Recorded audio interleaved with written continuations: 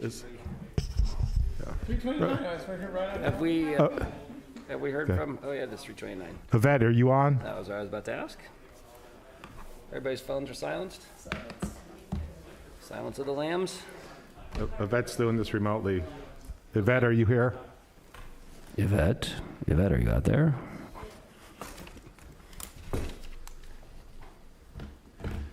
We need her. Sebastian, we can't hear Yvette.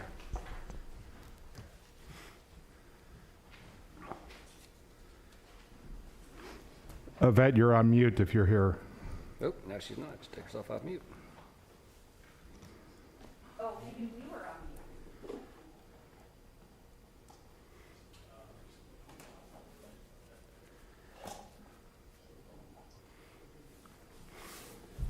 There we go. Can you hear us, Yvette? I can hear you. Fantastic. Can you hear me okay? Yep, now we can. Perfect. Well, looks like it's 3:30, so why don't we go ahead and start the meeting? Yvette, with call to order and roll call, please. Chair Myers, Here. Commissioner Burling, Here. Commissioner Sowers. Here. Thank you. Everyone remember to speak directly into the microphone. Thank you. Well, great. Why don't we stand up Sarah. and do the Pledge of Allegiance? Trip over it on the way.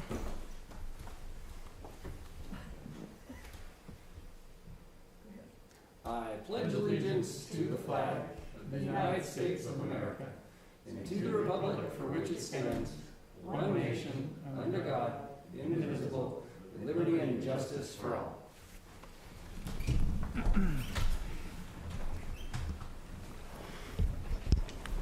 Thank goodness I learned that in elementary school. All right, we'll go ahead and start with public appearances. Members of the public are entitled to speak on matters of municipal concern not on the agenda during public appearances. Each person's comments shall be limited to 3 minutes or as otherwise established by the commission. Matters not appearing on commission's agenda will not receive action at this meeting, but may be referred to staff for a future meeting. Persons are not required to give their names, but it is helpful for speakers to state their names so that they may be identified in the minutes of the meeting. So with that, do we have anyone from the public that would like to speak? Dale, go ahead.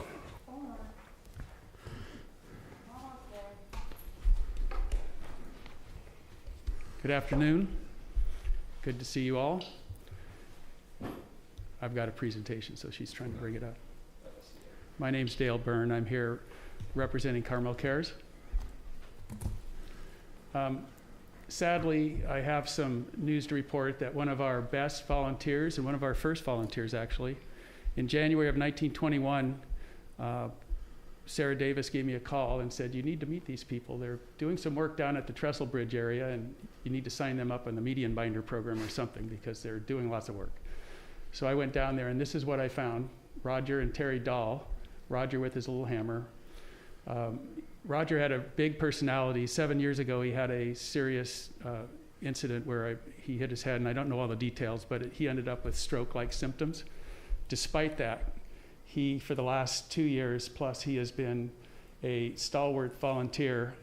Within about a month, he had more landscaping tools than the city had at the time. He had an electric weed whacker. He had an electric hedge trimmer. They had 2 blowers. And for 2 years, they kept sand off of the boardwalk all the way to Pebble at the North Dunes. They kept all the weeds down at the Trestle Bridge area and that hill. They also, his last project was, next slide, was pulling weeds at the 4th Avenue riparian habitat pathway. This is the plaque that went up there in 2001. It was a big project.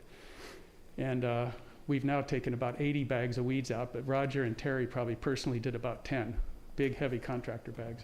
So that was his last project, and he passed a couple weeks ago. There's going to be a big celebration of his life at Forest Theater. I believe now we're set for October 9th. It's on a Monday, and there's about 190 people invited already. He had an incredible sense of humor right to the end. So here's to you, Roger. Thank you, Roger. And if you go back to the next slide again. So we've been cleaning up the third one. So as we've been cleaning up the 4th Avenue riparian pathway, I discovered this slide on our voice map audio tour that's called Off the Beaten Path. It starts at the Pine Inn, ends at the Pine Inn, goes around the north part of town. And if you go to the next slide, I just wanted to point out that we have 10 tours. We didn't think that was any big deal, but if you go to the next slide, it turns out they did a case study and said that we have the most successful range of voice map tours in the world. And there are lots of people that have tours all in many cities of the world. So the good news about that is 25% of the sales from this goes to Carmel Cares, which has been about $250 a month. So that's $3,000 a month. But we just made some improvements with sound effects, music, and other things. And we're also going to be adding a couple more tours. We also added Brad Pitt to the Big Sur driving tour. And so the sales are likely to double, which means we will be getting $6,000 a year, which could do like 70 feet of landscape barriers on scenic pathway. So we're really proud of that. And that's it. Thank you. Thanks, Dale. And for sure, Roger, I swear I saw him, because I live close by, I swear I saw him just a few days ago, because he was working really hard. He and Terry both were working hard on that path. So thanks for sharing that. That's really great. Is there anyone else in the chambers here that would care to speak? No? And I didn't see, maybe we need to slide back to the who's on the phone. Is there anyone from the public that would like to make a public appearance that's called in? This is Nancy Toomey. Oh, hi there, Nancy. Hi. My condolence to the Dahl family and friends. I'm shocked and sad to hear that. Anyway, I will reach out. But in addition, I wanted to embarrass our illustrious chair sitting in the room there. Thank you, JC, for the work that you do with the volleyball group at the Bottom of Ocean volleyball court, and the donations that happen as a result of that. CRA was a proud recipient of one of your efforts, and we wanted to thank you very much for that. It will go to our good causes as well. So thank you again. Boy, thank you. Appreciate that. Anybody else that's online that would like to say something? Public appearances?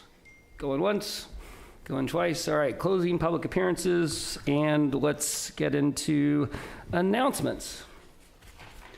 Thank you, Mr. Chairman. I just have one announcement. The city clerk reposted the vacancies on the Forest and Beach Commission. The vacancies open until Friday, August the 26th at 5 p.m. As of yesterday morning, there has been no applications, although I did receive a call and talk to a potential applicant, give them some information. So hopefully that person will put their hat in, and that's all I have to report on announcements. Okay. Thank you, Director. So with that, we'll head into the consent agenda. Items on the consent agenda are routine in nature and do not require discussion or independent action. Members of the commission or the public may ask that any items be considered individually for purposes of commission discussion and/or for public comment. Unless that is done, one motion may be used to adopt all recommended actions. So the first and only piece on this would be to approve our July 14th, 2022 meeting minutes. Commissioners, did anyone have any comments about the meeting minutes? Everything looked in order? Okay. Anyone in the public? Anyone from the public have any questions about the meeting minutes from July? Public, including people that have dialed in. I don't see anything. So. Second. We had a first from Commissioner Burling and a second from Commissioner Sowers. Okay, I need to hear Sarah say it. I'm sorry. Sarah, I don't think your microphone is on. Yes. I move we accept the minutes from the last meeting. And I Thank you. second her first. Thank you. Roll call? All right, Commissioner Burling, Here. Chair Myers, Oh, Yes. Yes, excuse me. Commissioner Sowers. Yes. Thank you. The motion is passed. Okay, well, then we'll move right into public hearings. And the first of our public hearings is the approval or denial of a tree removal permit at the southwest corner of Carmelo Street and 11th Avenue. I'm going to turn it over to our forester, Sarah. Thank you, Mr. Chairman. Let me get the photo to come up here.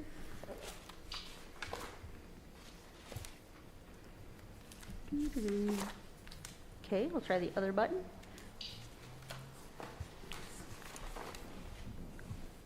Sebastian, can you make my slide show up on the screen?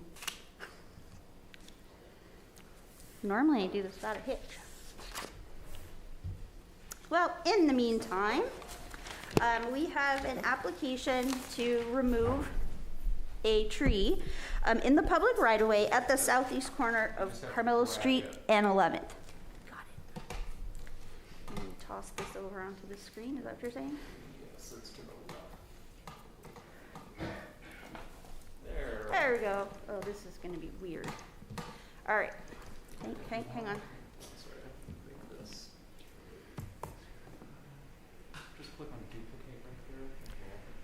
Oh, hang on. There we go. There we are. And there we go. Now we're sorry. Okay. Sorry about that. Normally, we get right through this. All right, we have an application to remove a pine tree in the public right-of-way at the intersection of the southeast corner of Carmelo and 8th Avenue. Susan DiNicolo is the applicant wishing to remove the tree. It's directly in front of her house, and it is growing in such a way that it's creating a very green wall in front of her house. The tree is also blocking that stop sign, as well as blocking the sight triangle coming from the Carmelo side of the street. So it's a little bit dangerous for cars in that intersection.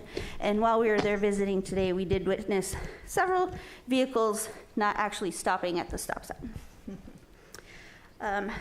This tree has also been topped in the past. It was topped, I would say, about 5 feet off of the ground, and that's why it's so bushy. We saw that today. So this is a Monterey pine. It has the potential to grow over 70 feet tall.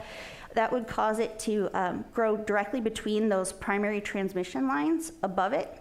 So the tree would have to continually be pruned so that it doesn't enter into that power easement. So it would have to remain at least 10 feet away from the power lines all year round. So my recommendation is to approve the removal permit and ask the applicant to plant a new tree on their property or pay the in lieu fee of $800.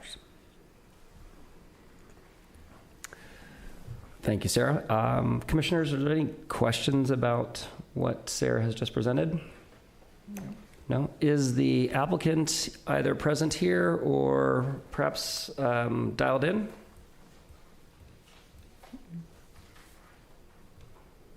Doesn't appear to be so. Is there anyone from the, let's see.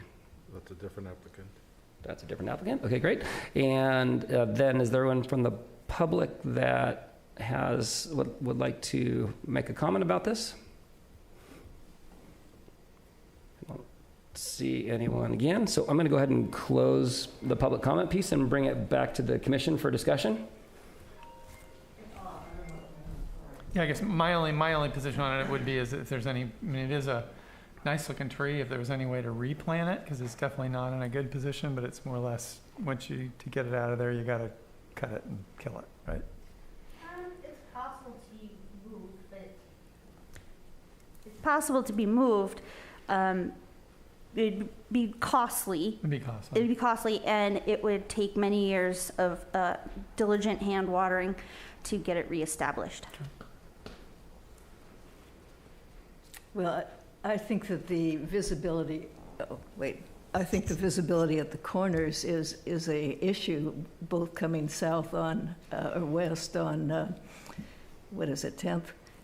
Or going north on Carmelo. So I think it's just unfortunate it's in the wrong place. I think it would be best to have it go. I'm in agreement.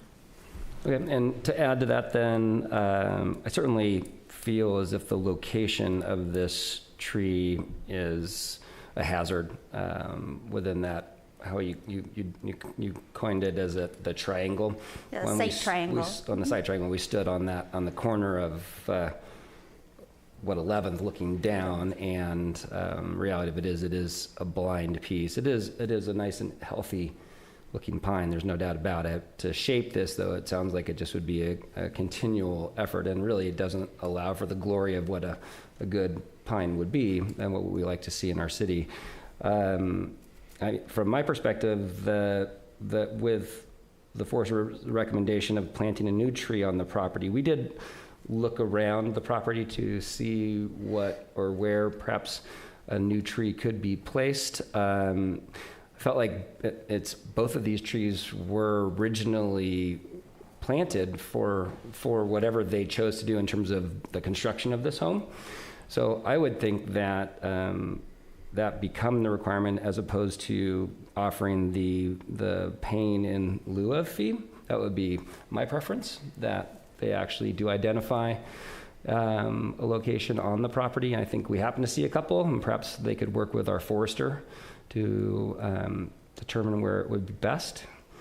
And hopefully a nice new tree could be planted in the near future. So my recommendation would be to approve the forester's recommendation here, with the exception of removing the paying in lieu of fee. What are your guys' thoughts?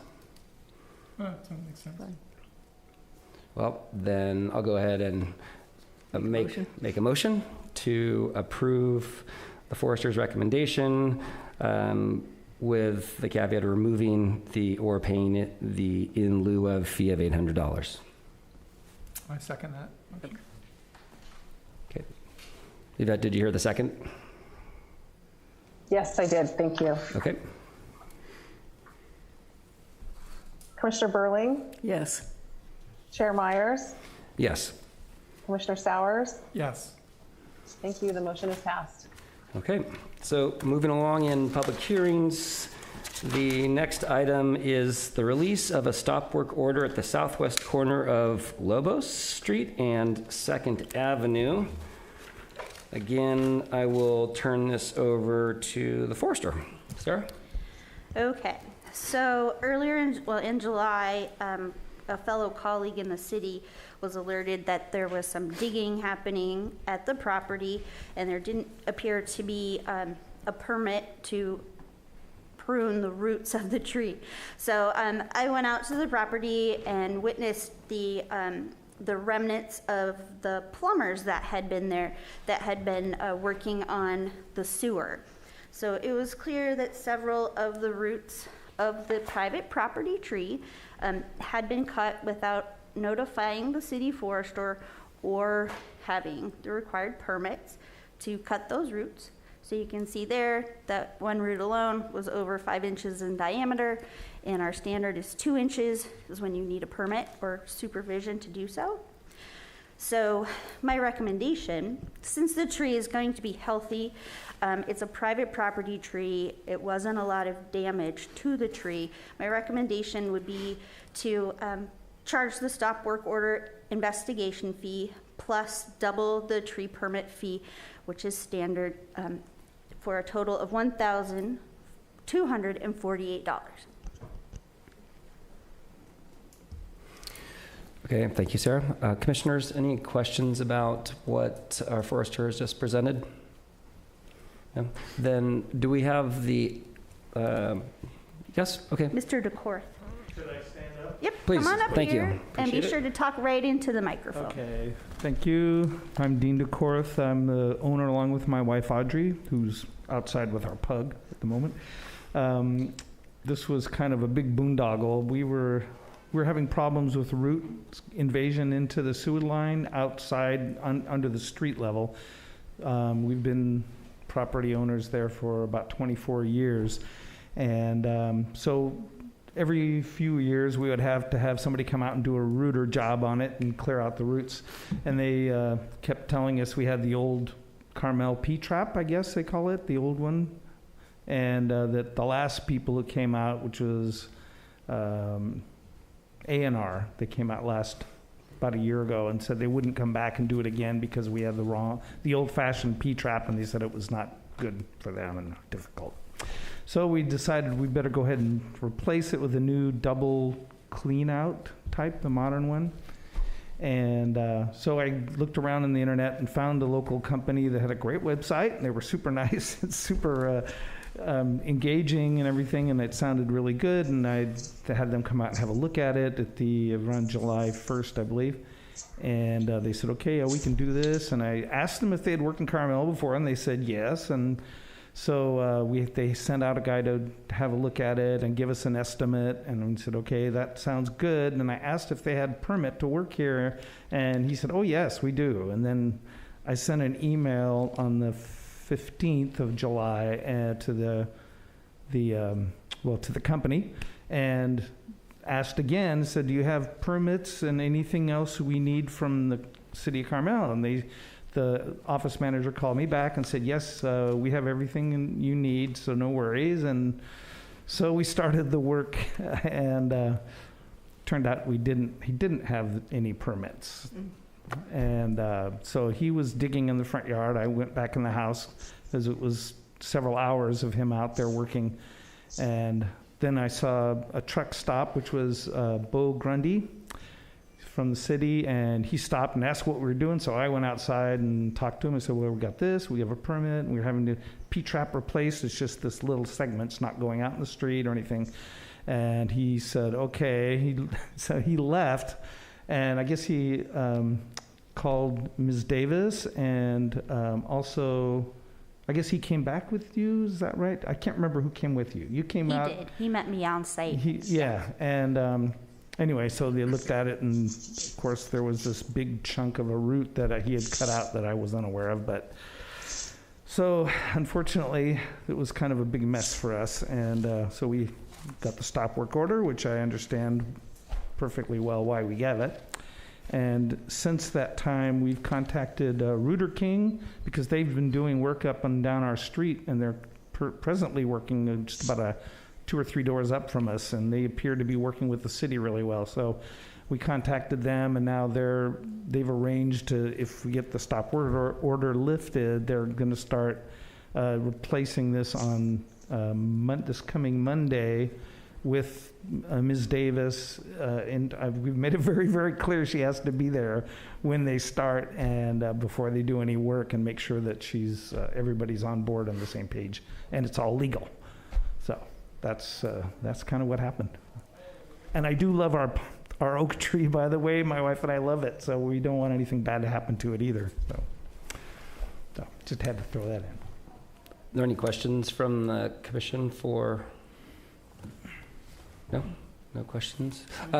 Did you have a copy of the email that you sent requesting or confirming that there were permits in place? I do. If I can find it here. Let's see. Got to use these now.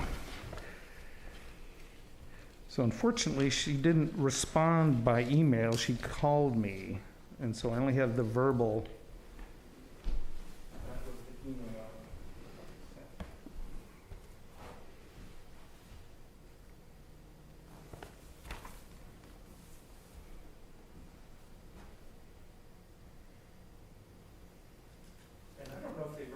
So these were the notes from her. That's later. Okay. Yeah. Okay. Did you care to see that? I have. I almost don't think so, because they didn't seem to know about the cod or anything. So I was really surprised by the whole thing, so. Can I ask a question? Are you saying, did they have a permit from COD, the Carmel Area Wastewater District? They didn't have one apparently, because when, I think when Bo had turned up and Ms. Davis, he had a colleague who'd come out to try to help him dig. And he said at that time, oh, my colleague's going back to the office to get a copy. And then he left, and then he didn't come back. And then we finally got a hold of someone in the office there, and they said, oh, no, we don't have one. They require more insurance, and we can't afford to pay that much for our insurance. Okay, so to your knowledge, they had no permits other than they verbally told you on the phone? Yes, that's Okay, exactly what I understood, yeah. Then I had one other question. The work that was done, this was done in one day? Is that... It was about, it took them about 2 to 3 hours that one morning on the 26th of July. Okay, thank you. Yeah. I don't have any other questions from the commission. Okay. Thank you for your time. Appreciate it. Okay, thank you. I'll sit. Open up to public. Mr. Chair, I know we notified the contractor. Any indication that the contractor is attending, or is the contractor? The original company? Yeah, after hours plumbing and drain. Yeah. Well, we're asking for the contractor to speak if he's here. Oh, he's not here, no. Not here. I talked to the office manager yesterday. She said that she was notified they weren't obligated to be here. That's correct. And that they would try to work with me on the fine, so I don't know exactly what that means. They also said they had a permit, though, so. Okay. I'm just pointing out. Not sure if that's real or The not. commission usually likes to talk to the contractor who violated the permit requirement. So if they're not here, they're not here. That's all there's to it. Thank you. Okay, thank you. And then, Dean, you're not contesting the recommendation of the forester? No, I mean, this happened, this wasn't my choice at all, obviously, so whatever, I'm trying to work with the city on, whatever you guys say is what I'm gonna do, so. Okay, thanks you again. Yeah. Yep. And then, is there anyone from the public that would like to make a comment about this? Not see anybody here and there. So I'm going to go ahead and close the comment portion and bring it back to the commission for discussion. I don't have any questions. It sounds as though what Sarah has suggested is a reasonable solution. Well, I guess, we go back on this because we've had a couple of these cases where we've had plumbing companies come in and do something that's destructive to the tree root systems without the ownership knowing and without the ownership knowing. So I think my question is what is the recourse that we had? I know in our last case, we brought it back to the ownership because it had damaged a neighbor's tree and not necessarily the tree of the owner. In this case, it sounds to me like this is again a vendor plumber issue and I'm trying to understand positioning on this, on the stop work order and the penalties to the ownership versus the vendor or the plumber. If they don't have permits and they were giving, false information on that, holding the owner accountable for this seems a little dramatic. I think, again, we go back to how does the city hold the vendors that work within the city under supposed permits or not? How do we hold them accountable? And to hold the ownership in this case, given the information that he's conveyed to us, it doesn't seem fair to me that we're penalizing the owner when he was doing his due diligence and was just not forthrightly communicated to by the vendor that was providing the service in this instance.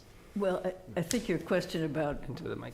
what can be done with the providers, but I do think it's up to us as public if we're hiring someone to see the permit or the license before we start it.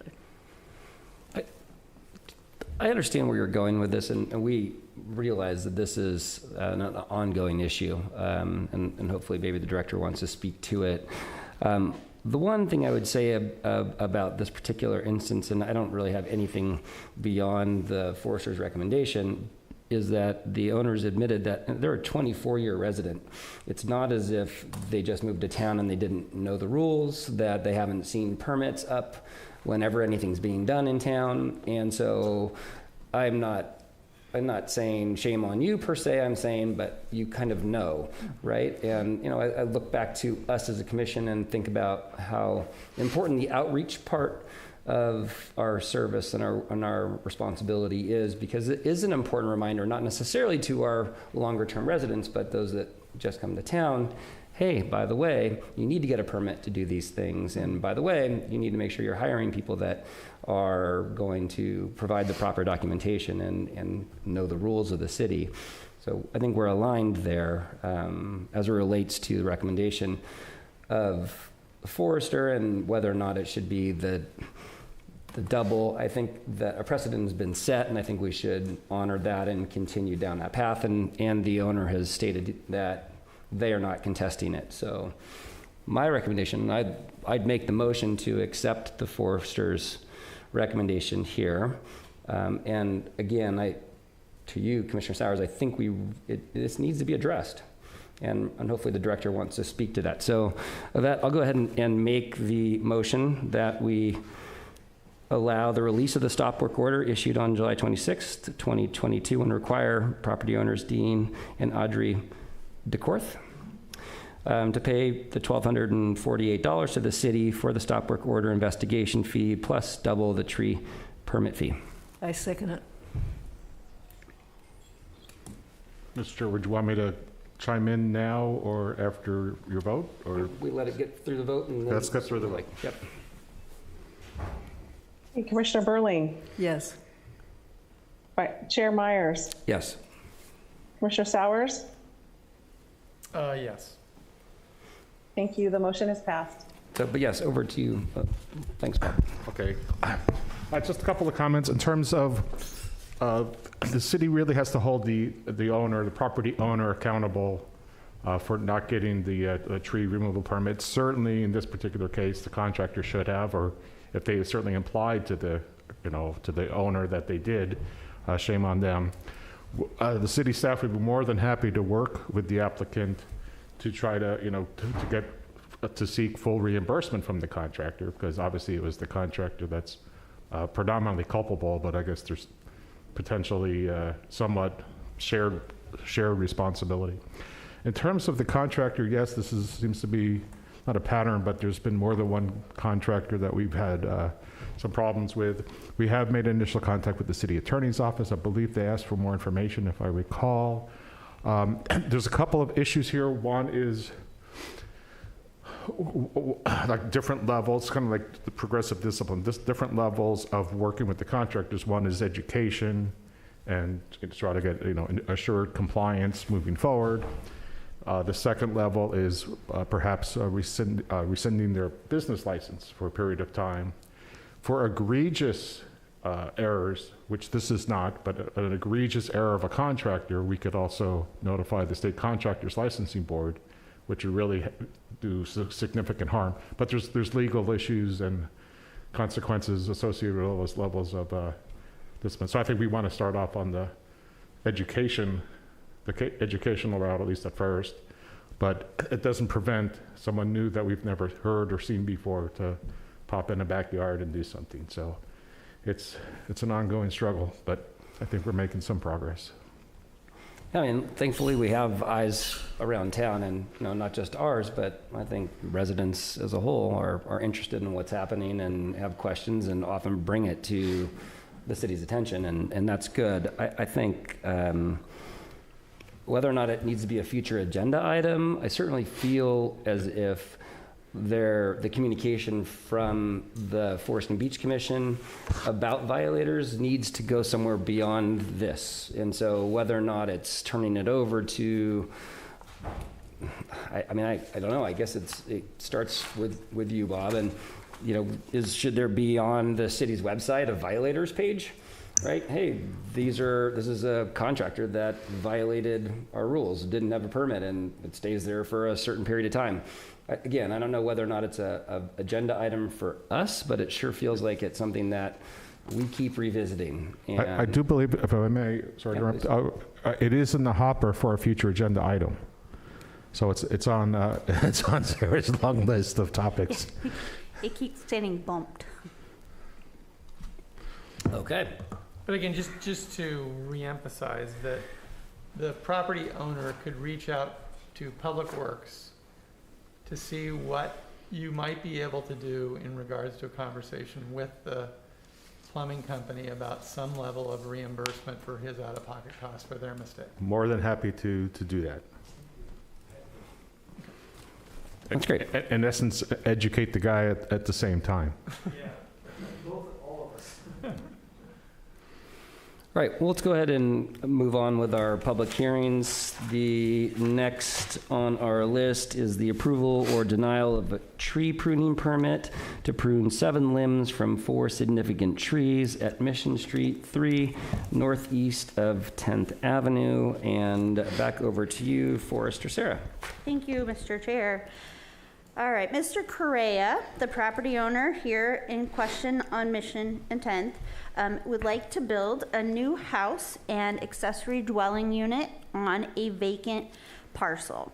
Right now, there are trees on the site, so this is the proposed footprint of the house and the ADU, and all the trees are numbered there. So the applicant is asking for a permit to prune tree number 4, which is in the center on the south side of the building. Prune tree number 5, which is adjacent to number 4. And tree number 13, which is on the northeast side of the structure. And initially, the application was to remove tree number 7. So, let me show you some of the trees in question. See, the story poles are up, and I am sideways one moment. There we go.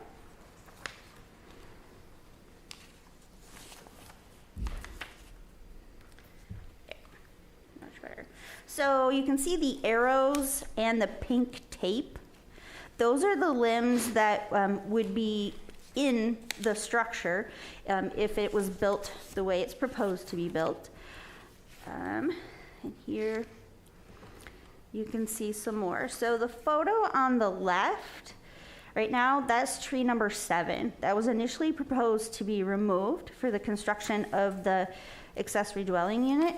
But Mr. Correa has redesigned the structure to have a 1-story ADU so that that tree would not have to be removed. So tree number 7 is no longer being requested to remove. So the trees were assessed by a professional consulting arborist and looking at where the cuts could be made, and it was determined that the trees could handle that level of pruning and it wouldn't severely impact their health. So my recommendation is to approve the pruning of trees number 4, 5, and 13, and have the applicant plant 3 upper canopy trees on the lot per the density recommendations, and or pay the $800 in lieu of fee for each tree that didn't get planted on site.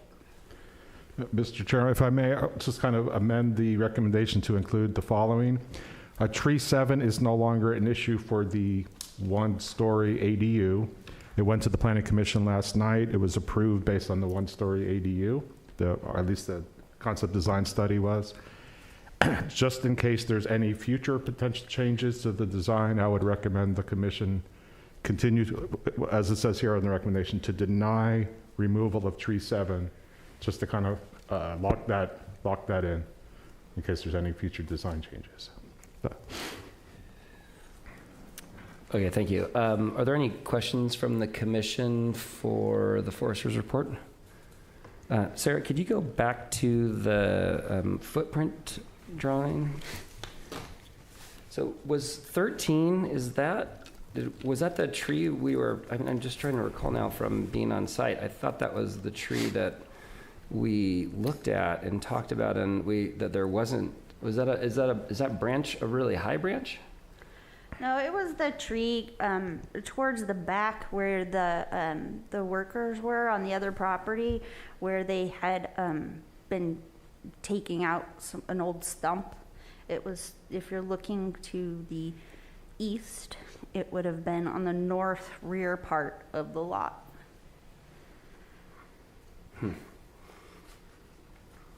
Okay, thank you. Is the applicant Korea? on? I thought I saw Yes. on. He's on. Online. He's on the Zoom. Did he care to? Mr. Correa, would you like to, did you prepare a statement? Sure. Thank you, Mr. Chair and Commissioners. The only statement I want to make is I'm hoping that the Commission supports staff's recommendation to allow me to prune the 6 limbs as noted in the transmittal. As you know, it has already been stated, the pruning or removal of tree number 7 is not going to happen because of the redesign of the ADU from a 2-story to 1-story. And the only other comment is in reference to the branch that we were looking at, I think along the northeast side. The reason that one is not marked is because it's not being impacted. And I think that was one of the comments that was just made. So I just want to clarify that where we were standing, I guess it would be the east side portion of the lot, the actual ADU is about 3 to 4 feet below the existing grade. So therefore there was no impact to that thick branch that I think a couple of commissioners pointed to. So I just want to clarify that is not in question. Thank you. So is that tree 13? 313 is we were talking about a different tree, but not tree 13. I think it's 12. Really? Because the design of that, when it came out, and they showed us the corner of the ADU, and they said it was going to come out at an angle. Well, I guess But it was below grade. That wasn't Was it 13. below grade? that wasn't it. Yeah. Below the- Okay, sorry. Commissioners, any other questions for the applicant? Thank you, Mr. Correa. Anyone from the public care to make a comment?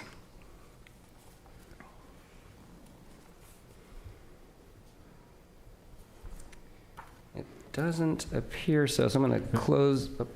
Sorry? I'm not sure if you should close it yet.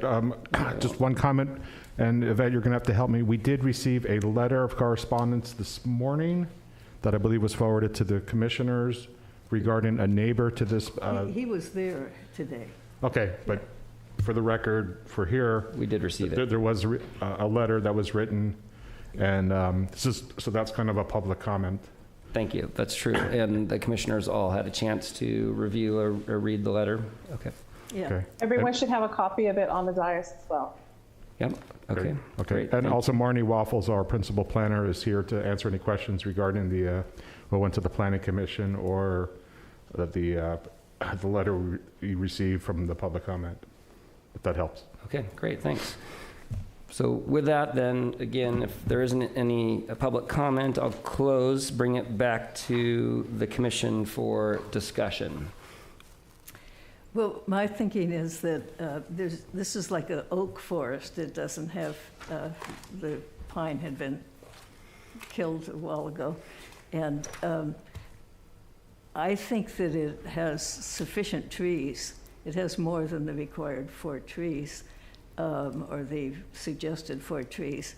And I don't see having to put, unless we can call oaks large trees and the upper canopy, I don't see putting other, or at least if they want it, fine, but I don't see requesting that they put upper canopy trees in addition. Okay, thank you.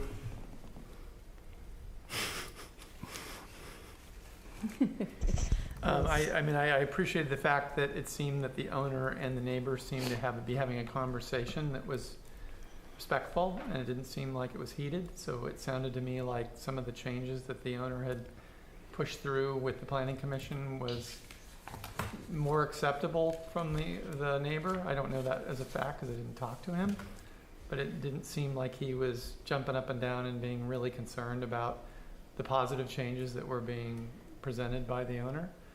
So I mean, I think that was the only response that we had from someone outside the envelope of the building area that was of concern, and it seemed like they were working together, so I'm kind of in agreement with the forester's recommendation at this stage. Got it, right. I think that I would fall in line with both of you in the assessment. I actually appreciate the owner's revision of the plans, and I think not just for the concern of the neighbors, but also just for the concern of the trees. There's some really beautiful trees on that property. To Commissioner Burling's comment about the requirement, as in the recommendation, to plant, the front of the house has what, 2 acacia that are those city property? I think so. The one is dead, and The I one- believe that to be on the private property. And then, one second, I'll tell you. And then, yes, the large acacia that's still there that has the structural defects is in the public right-of-way. Public right-of-way. I guess where I was going to go with that is to Commissioner Burling's point, whether or not we need to require a 3 upper canopy. I know the recommendation for the lot is as much, but perhaps we can take that back to 2 and say upper or lower. And again, kind of respecting the fact that the owner has worked hard to protect what really are some truly magnificent trees on the property itself. So that would be my recommendation, just to modify it slightly, and without removing, of course, the denial of the pruning and removal of tree 7. Yeah. I don't quite understand what you're suggesting. So that they already have, I don't know, 5, 6 trees on the lot of 40 by 100. I guess it's a 40 by 100 lot. And you're suggesting they have still more, is that it? Well, I'm suggesting that what we require is 2 upper or lower canopy. They have the entire front, that the big Monterey pine stump is going to go. Both of those acacias are going to go. It's going to be pretty barren in the front of the home. And I think that, I think, and perhaps we can say one of those can be in the city right away as it replaces the acacia. And I suppose the city can just do it on their own prerogative anyway, but that might be a nice way to not force an additional tree. But I think it would look a lot nicer. I think we've gotten off. Technically, there were supposed to be, 4 was supposed to be what we were supposed to have. And then this group decided 3 had to be upper canopy and 1 lower canopy. But that's a recommendation, not a requirement. But they have more than the required number of trees on their lot. So I don't see our insisting they have still more. That's fair. I think you can do other things with the front. You can put bushes, you could put flowers, you can, Why don't we check in? Is the applicant still online? Yes, Commissioner, I'm here. Thanks. Mr. Correa, just a point of question. In terms of the forester's recommendation, was there anything that you were against in the forester's recommendation? I mean, I'm not necessarily against it, but I do agree with, one comment that was just made. I mean, I do have, I think a good amount of trees. We have made several redesigns of the house to accommodate all of the big oak trees. I mean, if I had a choice, it might make sense to have 1 tree along the front, but, I think there are several oak trees throughout the property. So at the end of the day, I think, I will abide by whatever the commission decides. But to me, I agree. I think maybe having 3 canopy trees along the front, especially when I have to now maintain, I'm trying to integrate my neighbor's, ground cover into our landscaping design along the front of the house, along with maybe some bushes. But I mean, to me, it seems like maybe 1 tree might be enough, since our front yard is not that big anyway, and we have plenty of oak trees along the deck and the back. But once again, I think whatever the commission decides, I will abide by. Thank you, Mr. Gray, appreciate it. Okay, well, we heard that, and I don't know how that might not weigh in on the commission's thought process, but I'm going to go ahead and make a motion, and then you can choose to amend it or deny it, or maybe we can't get it out of it. But I'm going to make a motion to approve the pruning of the 6 limbs from trees number 4, 5, and 13, deny the pruning removal of tree number 7, require the applicant to plant 1 upper canopy tree no, I'm just going to add that, require the planting. And that's it. Okay, it's okay. I second that then. Okay. So we can take a roll call then? Commissioner Burling, Yes. Chair Myers, Yes. Commissioner Sowers. Yes. Thank you. The motion is passed. Good work, everybody. Okay. All right, we've got one more public hearing. It is the approval or denial of a tree removal and/or pruning permit for 4 trees in the public right-of-way along the east side of San Carlos Street, northwest of 4th Avenue. Go ahead and turn that over to our forester, Sarah. Thank you, Commissioner. We received an application to remove city-owned eucalyptus along San Carlos Street. There's 4. They've been there for a considerable amount of time. They've been growing at the angles they're growing in for a considerable amount of time. Let me get down to a picture here.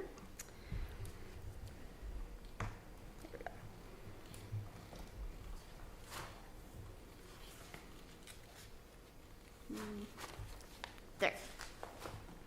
So you can see they're a little bit wavy. They've been growing away from each other and away from buildings and have corrected themselves over the years. The application is to remove these trees for several reasons. The applicant believes that there's a safety risk that goes along with these trees, as well as the trees block a view from the condos that are up the hill. And in the past, the city had the trees pruned, reduced in size. One of them was actually topped, which is not something that aligns with our pruning standards that are attached in your packet. So the trees that one tree in particular on the far north side was damaged by the pruning and caused fast growth at the top that is more likely to break out than a tree that was pruned properly. The trees are city-owned, like I said. They still can contribute meaningful life to the rest of the urban forest. So my recommendation is to deny the permit to remove or prune city-owned eucalyptus located in the public right-of-way. But if you choose to approve the removal permit, require that the applicant, at their own expense, install 4 new trees along the street and near that area where the removals may take place. Okay, thank you. Commissioners, any questions to the forester about her presentation? None? Okay. And then I see the applicant is in chambers. Would you care to speak? No? Okay. Is there anyone from the public that would care to speak to this? No one here. Anyone online? Doesn't appear so. Then why don't we close public comment and we'll bring it back to the commission for discussion. So, from my perspective, I'm not a eucalyptus fan. I know we have previously looked at some eucalyptus. We looked at one down on San Antonio. That eucalyptus was unique. It was in really well shaped, and was really a good specimen of a very healthy eucalyptus situation. These 4 eucalyptus are hanging over the road, and in our experience that we've also seen on San Antonio when we removed 46, Mrs. Over it moved her. Those trees were badly decayed inside. I can't really say that to these 4 trees that are there right on this particular street, but my concern is they're leaning over the street and could be a hazard in a storm where they could fall and do some damage to cars coming up that road. That said, I mean, it's really not a viewpoint thing for me. It's really, I think that they're not a species that I'm in love with, and I think they're dangerous and they're dirty. And I think continuing to prune these things is just going to be an ongoing effort. And so my position is I really think if they could be removed, it'd be ideal. Okay. Well, when I first read this, I was thinking that the eucalyptus trees in several areas, including Mission Trail and all sorts of places, the city has tried to get rid of them. And it seems like it would be appropriate to get rid of these. I don't dislike them a huge amount, but I think they're messy, and we know that they're fire danger, and they're not native at all. And although we Californians have almost made them native, in Australia they think that the one thing they shared when I said where I was from is they said, "You Californians have picked the stupidest eucalyptus tree. We don't even plant them." But anyway, I would certainly, I would feel that it would be better there to not have eucalyptus and to plant something more natural. Got it, thanks. I need to revisit another part of this recommendation, but I did have a quick question for our forester. Sarah, that cypress that is planted at the furthest end, the city planted that, correct? The cypress? Yeah, wasn't it a cypress? Did I see Yeah, there's a small cypress there by the driveway. A city planting and at city cost? That was not a tree that I was involved with planting or reviewing any plans or permits for. Okay. I've been here for 2.5 years, so that was most likely something that predated me. Got it, okay, thanks. Well, I guess I'll touch on the eucalyptus piece first, and then I think we just want to go back over the second part of this recommendation and try to determine how best. I think we're aligned. And I mean, I drive up and down this street almost every single day. And I also happen to frequent a local tavern quite close by. To remove them and not replace something there, I really would, I think, be a tragedy for that corner. They do provide a lot of shade, and they're nice and full, and it makes me feel like I'm in Carmel. That being said, we have kind of been following along the guidelines of our forester in terms of what our future trees are and what trees do and don't belong here, or will do well here. And no doubt they're on a slope. They're growing away from the slope towards the west and chasing the sun, I think, as the applicant stated, as we all are. And I see the sense in the removal of them. So I guess what I think it's important to discuss would be the second part of this recommendation, that if we're going against the recommendation of the forester to remove them, she's suggested that if we're going to approve it, that we require the applicant to pay for trees to be planted. It's a city property. Correct. It is a public right-of-way. Got it.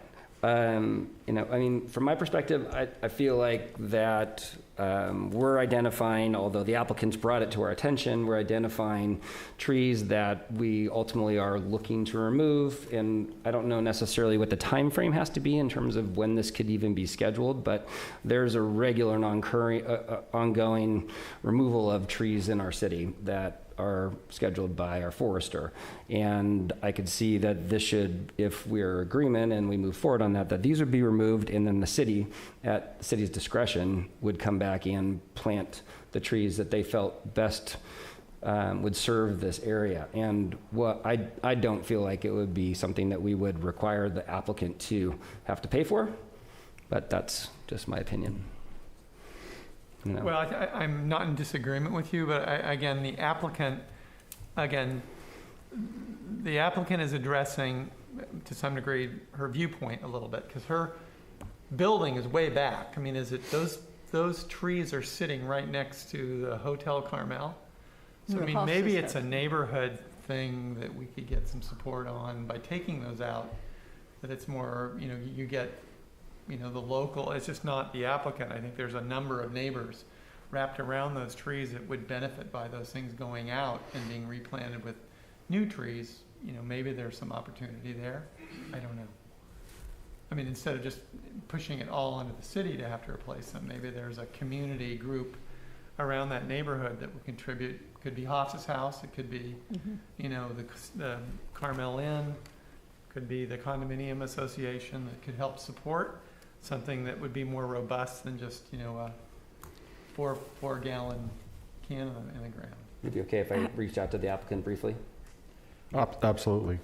How much- I realize the applicant didn't want to speak, but I'm just curious If you would come to the podium. if you please, have for a a second. position on the recommendation from the forester, specifically as it relates to requiring the 4 trees be planted at your expense. Let me just ask a question, Diane, Sarah, first. How much are we talking about to plant 4 trees? Our in lieu fee is $800, so that covers the cost of the tree, as well as 2 years of contracted watering. Okay, so. That's using a wholesale price. So 8 times 4, $3,200. 30, yeah, okay, Thank you. So, yeah. Sorry, Oh, okay. sorry. So, again, I'm looking at it from our perspectives, and I understand, I respect everything you guys are saying. I thank you all for being here. But anyway, to go back to this, I don't know how much it's going to cost to have those trees taken out. I didn't want to bother anybody to come and give a bid when I didn't know that I was going to be using them. I don't like to use people unless I know I have an intent of actually hiring them. So I don't know the cost of that, what's going to be. And if it's astronomical, I don't even know if I can talk people right now enough to get the money put together in order to actually take these out. I just wanted the The first city will step. remove them. It's not, we're not right, asking. it wasn't we're not it asking wasn't for actually the cost of the that's not- removal, it's the, Let me clarify, in the staff report, it did say, it was my understanding that the applicant was offered to pay for the removal. I don't know if that's true, but that's what the report says. We would. We started off saying that if it was trimming, we would, and then we just said, to try to go forward with it. I mean, obviously, if we could participate in it or split it or do something, I would just like to see new trees there that look better for the neighborhood. And like I said, I mean, there's a benefit to us as well, and that's why we thought if we could split the cost on it or figure out a way between everybody. But yes, I mean, it'd be nice if you guys took the trees out. We'd be happy to plant them. That'd be less expensive for us, I'm sure, and it would actually get done. Because as we've talked about, or you talked about, the eucalyptus trees are not everybody's favorite here, and it's probably a benefit to the city and fire damage. So.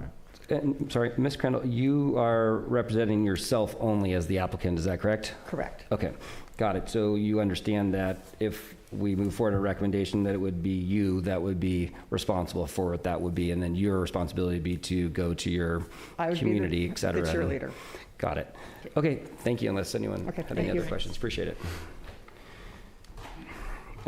Any more discussion around this? I think what I heard is the applicant state that she would split the cost of the removal of the trees and the planting of new trees. What did you say? I couldn't really. And so for the record, the cost of removal would probably far outweigh the cost of Far, yeah. replanting. For sure. Far outweighs, just, we're clear.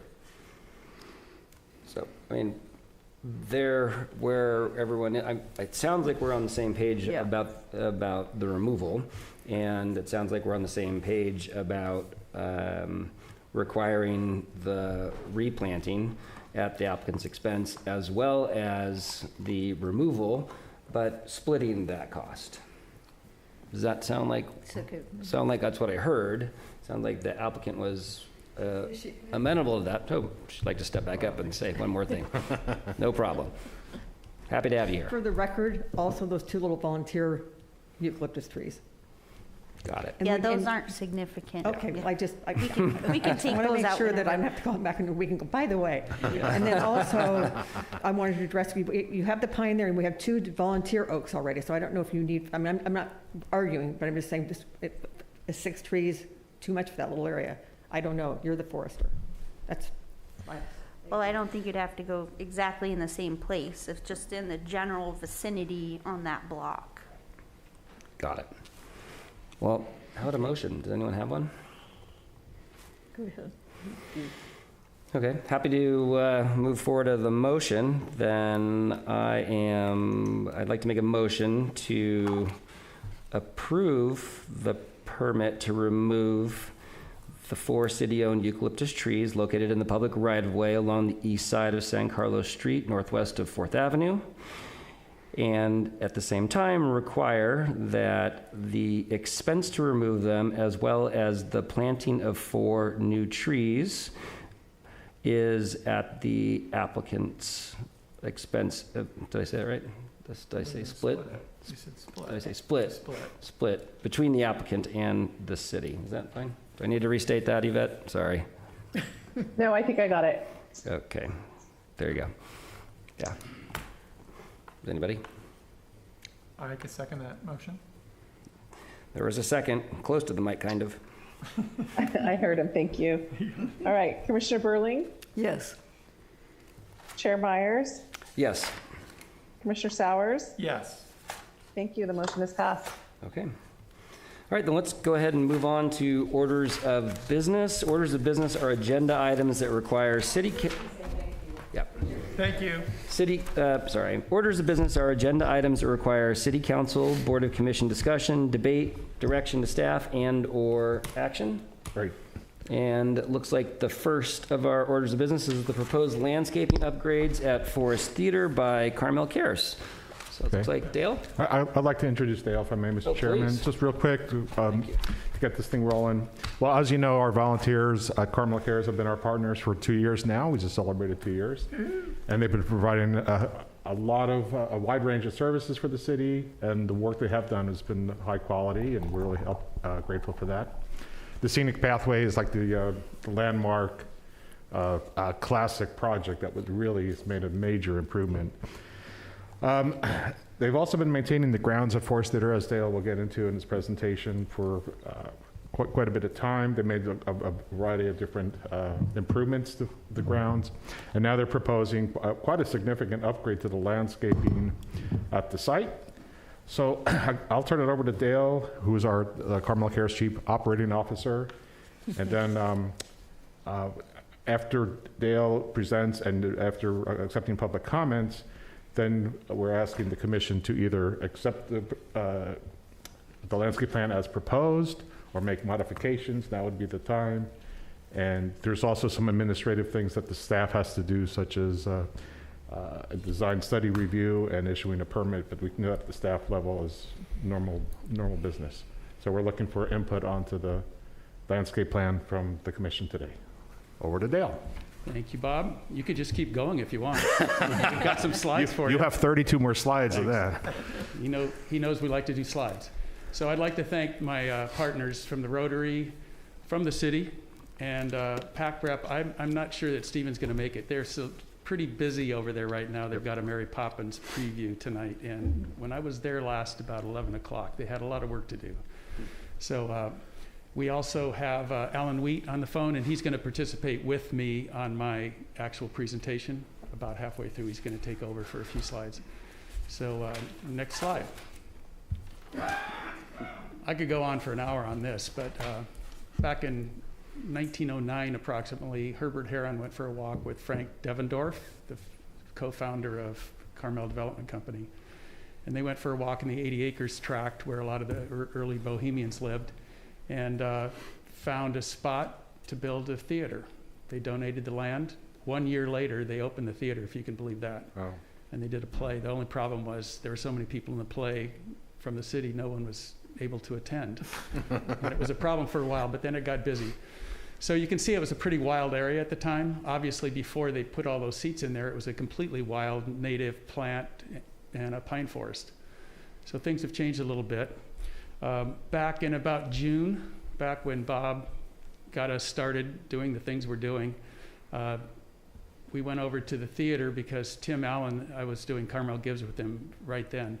And we started talking, all the theaters were shut down, the restaurants were shut down, and we said, if something's ever gonna happen in the theater industry here, where's it gonna happen? And obviously it was gonna be Forest Theater. So Tim sent me over to look at Forest Theater. And the next slide. it was padlocked. All parks were shut at the time. So there was a, there it is. It was padlocked. It had been, obviously, nobody was going there, so there was mud. In the wintertime, the mud had gone down. It was caked on the sink. This was after we had pressure washed it once. So we knew we had our work cut out for us, but we got a few people in there. We pressure washed the seats twice. We put a coat of stain on them. All this was under city supervision. And from there, we've done a lot of other things. Next. I'm going to go through this quickly because I know you guys need to keep moving. The grounds there were weeds everywhere. The outside median island on the left there had at one point a really nice stone area, and it was full of mud. Anyway, I did a lot of this work myself because it was COVID. We didn't want to get sick. So if you keep going, I'm going to go through all this. It was a lot. This was phase one, I'm calling it now, and this has nothing to do with the phases in the project I'm going to present. Completely different. My wife thought it would be confusing, but I left it. We cleaned and restored the entire outside seating area. We replaced the snack bar roll-up window, which was malfunctioning. So basically, even if we had a show, you couldn't open the window.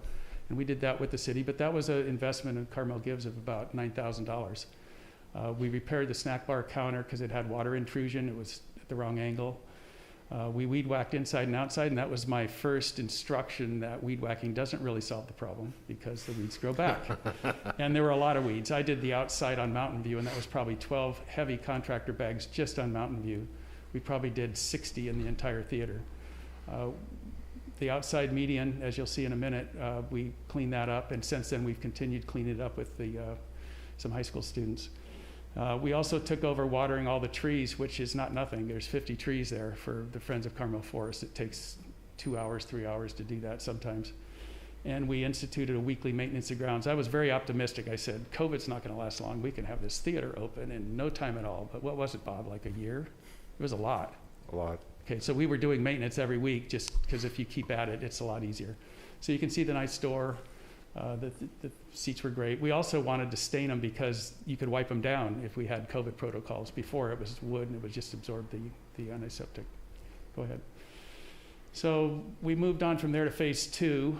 We fabricated a completely new entrance gate. That was a significant project. We rebuilt the exit gate, and I worked with a kid that had gotten himself in trouble on there and had a good time with him. We pulled weeds, and we used natural weed killer vinegar instead of weed whacking. And now the weeds are gone. We graded and mulched the highly visible areas. We researched, fundraised, and planned the gas fireplace fixtures. Bob was in the trenches with me on that one. We got the whole thing done. We were ready to go, and then we discovered that when they had the whole theater torn up, they forgot to put a high-capacity gas line to feed the other gas line that went to the. So Bob says, "Nah, not right now." So we put that back, but Bob still would like to do it someday. And the money that we raised from that, I put it on paused, and you'll see we spent it on something else. So you can see it looks nice. Been getting a lot of compliments. The outside median there is in the middle center. You can see it was a major improvement. There was a lot of stones to fill that little gully there. Next. So we also partnered with the city on an interesting project. We got a call from one of the theater companies that said the restrooms aren't going to work because people are going to pile up and it's not socially distanced. So we fixed the sidewalk in the front to put a little retaining wall because that was just a mess. And then we put another sidewalk in the back. You can see there's a hand railing. I'm getting ahead of myself, but there's a handrail there now, which we just installed a week ago, Monday. Carmel Cares financed that. That was $4,700, and they did a beautiful job. I painted it myself. And funny story, as I was doing that, I said, I'm going to go touch up all the rest of the paint on the rail all the way down to the street. And so I got my sandpaper and my primer, and it turns out that 80% of the stanchions that are holding that fence have been hit by a car. Mm-hmm. Okay, so you'll see another improvement that we made related to that. Phase three was we cleaned up with Sarah's guidance. We cleaned up all the oak trees, just getting the little twigs off because it was actually dangerous. People were poking themselves. Some of them actually look like bushes. So we cleaned them up and they're beautiful now. We installed the safety railing. We fundraised the Lions Club, who had helped pay for the fireplace project, we reallocated that money to new house lights, and that's a safety issue because there weren't house lights before. And we're just getting those dialed in, so by the time Mary Poppins is going in a week or two, those lights will be beautiful. We improved the handicap spot, you'll see in a second, because I've been working there for 2 years now, and I can't tell you how many times people have backed their cars into the railings, and it's $3,500, $2,500 damage. Brand new cars just trashed. So we did a quick fix on that. And so now we're getting to the real time here. We basically have killed all the weeds, and now we're looking at how can we improve the landscaping. There's a simple fix where we rounded the corner. By the way, everything else is rounded. For some reason, the only place that really needed it rounded, they put a straight corner. It's made a major improvement there. And thank you to Public Works for restriping the handicap spot last week. All right, so that brings us up to the current time. I gave a talk to the Rotary Club at Carmel Valley at Mission Inn, and then I gave a talk to the Rotary at Mission Inn again for the Carmel-by-the-Sea Rotary Club. Both of them told me, next slide, that they were really big into pollinators. They had done a big project out at the racetrack where they got 200 people out to plant a lot of milkweed and other pollinator-friendly plants. And I started putting 2 and 2 together because we have a great partnership with the city where we can get projects started fairly easily. And I said, how about if we take a project for native plants and pollinators at the Forest Theater? And they were very excited about it. We had a meeting at Forest Theater to talk about it preliminarily. Following that, they were positive. Sarah went out with me and a horticulture person that we have on our staff, so to speak, and got positive comments. So next slide. I'm just giving you a quick, broad brushstroke. You can just fly through these. This is what it looks like now. So there aren't many native plants. But it's clean, and we have some beautiful trees. We have a wonderful canvas for doing some interesting gardens. Keep going. And every week we clean up the grounds. The seating areas are perfect. Keep going. Stop there. So one of the line items on the phase that you're going to see is there are lots of gophers. And I've never seen one in 2.5 years, but they're there. And so we've been trained on how to trap gophers, and I've made some really nice signs to warn people. It's actually not that dangerous, but we've got some other signs that go over the hole where we're putting the trap. So we've got it very well. I'm jumping ahead, but I want you to know that that's the first step we have to do because there are a lot of them. Go ahead. Okay, so that brings us up to, I love the idea of native plants and pollinators, and we have Sarah, but Sarah's really busy, so I can't really ask her to go consult with this. So we were cleaning up the 4th Avenue riparian pathway that we talked about earlier, and Canyon, who's one of our premier volunteers and has taken ownership of that particular pathway. You can find him there every day. And he happened to come across this garden that was being planted along one of the culverts there. And he drugged me up there, introduced me to a guy named Alan Wheat. Well, it turns out Alan's a horticulturalist expert. He teaches at MPC. He does huge gardens for a lot of wealthy people in Pebble and other places. And I asked him if he would be willing to do a little volunteering for us and maybe give us a reduced rate to help us design some gardens. And he said yes. So Alan, I believe you're on there. Can you unmute? Next slide. He said he was going to go turn on his barbecue, but hopefully he came back. There he is. Hi, Alan. Unmute. You're on mute. There you go. Okay, good job. Okay. Okay. Yes, I'm here. So this is Alan. I'm going to have him sort of walk through the ideas that he's come up with for Forest Theater, the different zones that he's going to do, and the types of plants. Obviously, we can't go through all the details of it, but you do have a copy of the plan, and we're looking for comments. Go ahead, Alan. Okay. Well, thanks everybody for having me today. So I design a lot of my gardens by local plant communities, and the Forest Theater site is mostly oak woodland with some pine forest intermixed in there. Plant communities don't draw black and white lines. They actually kind of intermix a little bit. So when I see the site as it is now, and you guys have done a great job preparing the site as reducing seed bank and applying some mulch, We want to reestablish through landscaping of developing 3 layers of vegetation. We have this oak woodland that is basically nothing underneath, and it's kind of sterile as you kind of think about that. You have trees and what benefits from the trees, but the trees need friends and they need what we call the plant community. So we have divided it into several different zones. Oak woodland mix, which is around the theater itself, and we will plant several species of oak understory shrubs that will kind of nest the theater amphitheater area, blend out some of the background of the fence and so on, and have benefit to the oaks as well.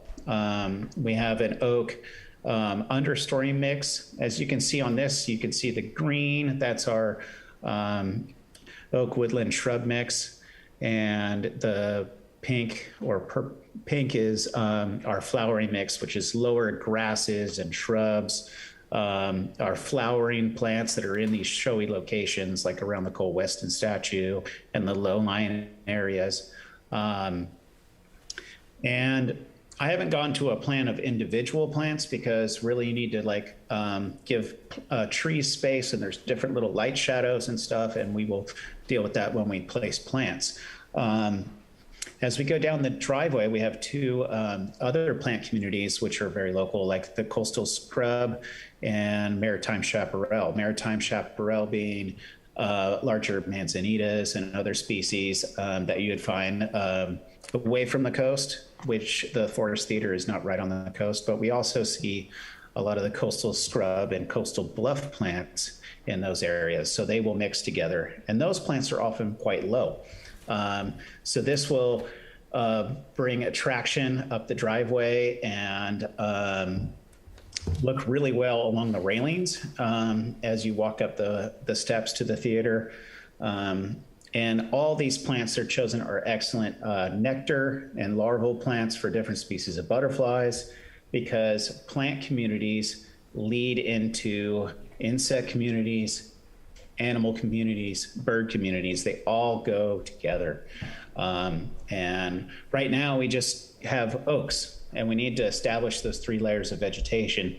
So I kind of think of it not just as landscaping, as almost restoration with the intent of landscaping. So, all these plants should be able to handle themselves after 2 summers of irrigation, which would be temporary or permanent. And they will actually reseed and go out on their own. We're kind of inoculating these species onto the site. So if I could share my screen, if that helped, I could do that for people online. But you guys, I don't know what you got in person. Sebastian, can Alan share his screen? Or I don't know if you guys can see it, or I can point to stuff too.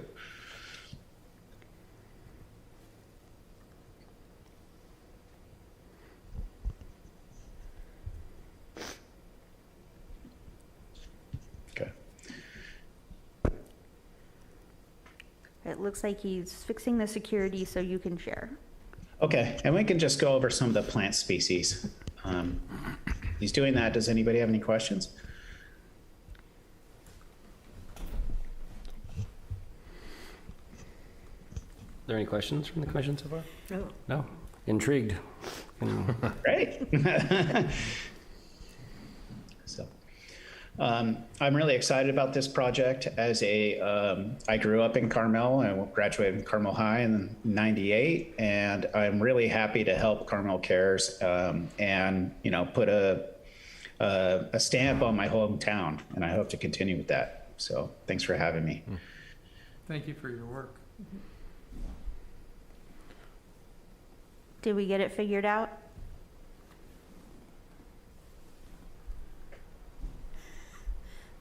We can see him working in the background there. Okay.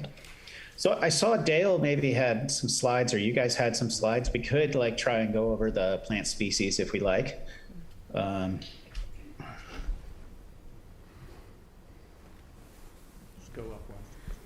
This one? Yes. Try again. Try to share your screen again. Okay. Oh, good. Here we go. There we go. Okay. So you're all seeing what I'm seeing. Here's our plan. I'll just kind of review. Here is the oak woodland shrubs, which kind of will screen this side of Guadalupe and kind of grow up to the height of the fence. And this is the beginning of our nesting in the theater. These are the larger, like coffeeberry and ribes, which are great insect pollinator plants. The ribes is one of the first things that bloom, and hummingbirds love them, bees love them. That'll bring in that early spring nectar plants. They also have seasonal interest that they'll go summer dormancy in late September and go from a green leaf to a gold and a red leaf before they go deciduous. And then in the spring, they flower with no leaves on them, so you get this amazing show of just flowers. Okay. And here is that lower growing mix. This would be like carex, which is a clumping native grass that grows really well. It's great for erosion control, as well as some Salvia spathacea and heuchera. And the heuchera would be 2 colors of foliage. So not only we're not relying on blooms, but we're going on foliage color is real important. So there's color all the time. Salvia spathacea, Monterey County native. We're only seeing the first picture that you put up. Okay. Sorry, I put in the other one with the plants. Okay, so here's our plants. So I'll start at the top. Here's our coffeeberry, which is an amazing shrub. It grows to 6 feet by 6 feet wide, sometimes wider under the oaks. I'll have these pale yellow flowers, which turn into these wonderful berries for birds. The place will come to life. Blue jays coming and getting those, and other juncos and other things nest in them as well in the springtime. Okay. Next we have this. This is the ribes. It flowers before the leaves come out, and when you get these like long catkin-like shaped inflorescence, which are followed up by berries, which equals more bird food as well. So, and then we get into some of our maritime chaparral plants here. This is like Arctostaphylos heucheri. This is trained against a wall in an autocord at a residence, but it gets quite broad spread as well. And these wonderful white and pink urn-shaped flowers are amazing for bees. And this would kind of follow after the ribes and coffeeberry. I like to have a long bloom period for a lot of pollinators. So it can be a place that birds and insects can come and stay and establish. So not just passer-throughers. The idea is to build a habitat. Ribes viburnifolium. This is native along the California coast. It's actually kind of extinct in the wild almost, but it's a popular landscape plant, and it's a great addition for the Forest Theater. Has these wonderful red stems, and these leaves have glandulous stomata, which release this perfume in the evening, which I think would be a great thing when you're having an evening show. So a big win, lots of bird food too. Okay, in our oak woodland flowering mix, this is the Salvia spathacea. You'll get these long inflorescent blooms. Spring through summer, there's several flushes of it. Hummingbirds, bees, ladybugs love those, as well as these kind of native grasses that'll kind of intermix in that. Sort of a meadow almost look. A little more disciplined than a wild meadow. On the right here, right bottom, Achillea mellifolia, standard yarrow, big time ladybug larval plant. And butterflies love these flowers because they can just land on them like a landing pad and get the nectar. So I'd like to do anything we can to help the monarch situation, now endangered. Here we have a Pacific Coast iris. This is often found in oak woodland habitats. And this is like a long-lived, wonderful perennial that can provide lots of color over the springs. Those go right along with this heuchera. These long white flowers, great for bees, and I love the texture of these leaves. And the purple one would be intermixed within this as well. So, and here's that clumping carex that does so good at erosion control, and it can go dormant during the dry periods if we end up in a worse drought situation than we are right now. I don't even want to imagine that, but they're very good at providing habitat for amphibians like toads and newts to go dormant in the summertime and just hang out underneath these guys. So another grass I want to use is this Calamagrostis nucanensis. This is native to Pebble Beach in the pine forest. It's a great plant for many species in our area. And it has this wonderful shape. This is actually a young one with a beach poppy next to it. But they get about 4 feet, and the seed heads move in the wind, and you get this movement back and forth, and it really adds a great accent and texture and movement to the garden. So going up the walkway and up to the theater in our Maritime Chaparral section, I love these Garrya ellipticas. They have this wonderful show of these catkins that dangle, and they're just really striking when they're in bloom, and a very attractive gray-green plant that adds contrast to other different green foliage. Okay. Throughout that, and as we go up the approach, we want low plantings for light visibility and access. And I love these. This is an Arctopus manzanita ground cover called Carmel-by-the-Sea. It grows out along the central coast, but you can see it grows in this very mat-like, dense ground cover. This will help suppress weeds. It almost self-mulches itself. And you can see around like this young oak is that it's almost like a living mulch. And there's no weeds, and they have wonderful berries. And this whole thing will be covered in those white urn-like flowers, like one of the other manzanita species above. Okay. We probably should move on, Alan. They've got an agenda to move through. So okay, I could talk about plants forever, so thank you very much. Obviously, Alan is a horticulturalist. I'm a little jealous because I took Latin in high school. So because I don't know any of these plant names, I'm going to take his class at MPC starting the 25th, I think, a week from Tuesday, a week from today, right? So a week from next Tuesday. Yeah. All right. Tuesday, so 22nd. Okay, so if we go back to the presentation, this project involves the plantings, but we also have we're trying to make it into more of a park that's useful to people. So we're going to try out some picnic tables. We have to work some things out with Bob and Brandon in terms of the pathways. We have to do one of them that's ADA, which we're okay with. So we're going to work it out, but we're going to try to use this live edge cypress that we've located.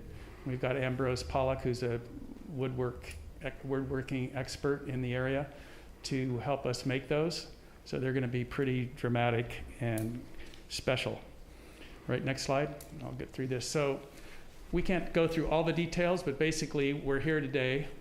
We've already met with the Rotary clubs. We had 15 people, and they're working on developing a fundraiser. We need to raise about $20,000. Carmel Cares is financing part of the project, but that's going to be their contribution. And we're going to start, assuming that this goes well, we're going to start acquiring the plants, because that's Alan's specialty and he's got lots of sources. But we have to get the plants. Sometimes that's a challenge, especially nowadays with the supply chain issues. And then the fundraiser is going to be on October 11th. We've got that cleared with the PAC rep. And then we're going to hopefully start planting. In the meantime, we're getting the gophers. We're figuring out the temporary way to water the plants. And then we're going to get a maintenance routine. And that is important, so we're going to have to get volunteers. One of the good things about working with the Rotary is they can bring a lot of people. Carmel Cares, we have probably 50 to 100 volunteers that come and go, but we don't get a lot of people out all at once. We're doing maintenance every week.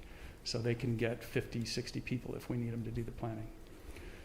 All right, any questions? Sorry, that ran a little long. I mean, my first question would be, does Alan know there's an open spot on the Forest and Beach Commission? He does now. That's great. That, commissioners, any questions? Yeah, spectacular. It's amazing what the work that you and your team have done, Dale, and I tell you what, this is turning into a world-class destination for not just the theater itself, but our town. So thank you very much, and we want to support you in any way we can. Thank you very much. And I'd also like to call out PAC Rep. They've been great partners. We're seamlessly working with them now, and I'd like to thank Bob for the new lighting assembly. Lighting It was amazing. box truss. And I can't wait till this happens because I'm up there a lot. And to have any birds at all, once in a while you get a crow. But basically it's pretty sterile right now. And it's going to be amazing when you have butterflies and all that. I love that. All right, I hope you keep working on Bob about that gas line, because it sure would be nice to see those. Someday, but I get it. I know why Bob put us off. It's on our CIP for next fiscal year to propose it to council, yeah. That would be the soonest. We've got a couple public comments I think you can follow on. Perfect. So there's some public comments. I'll open it up for public comment.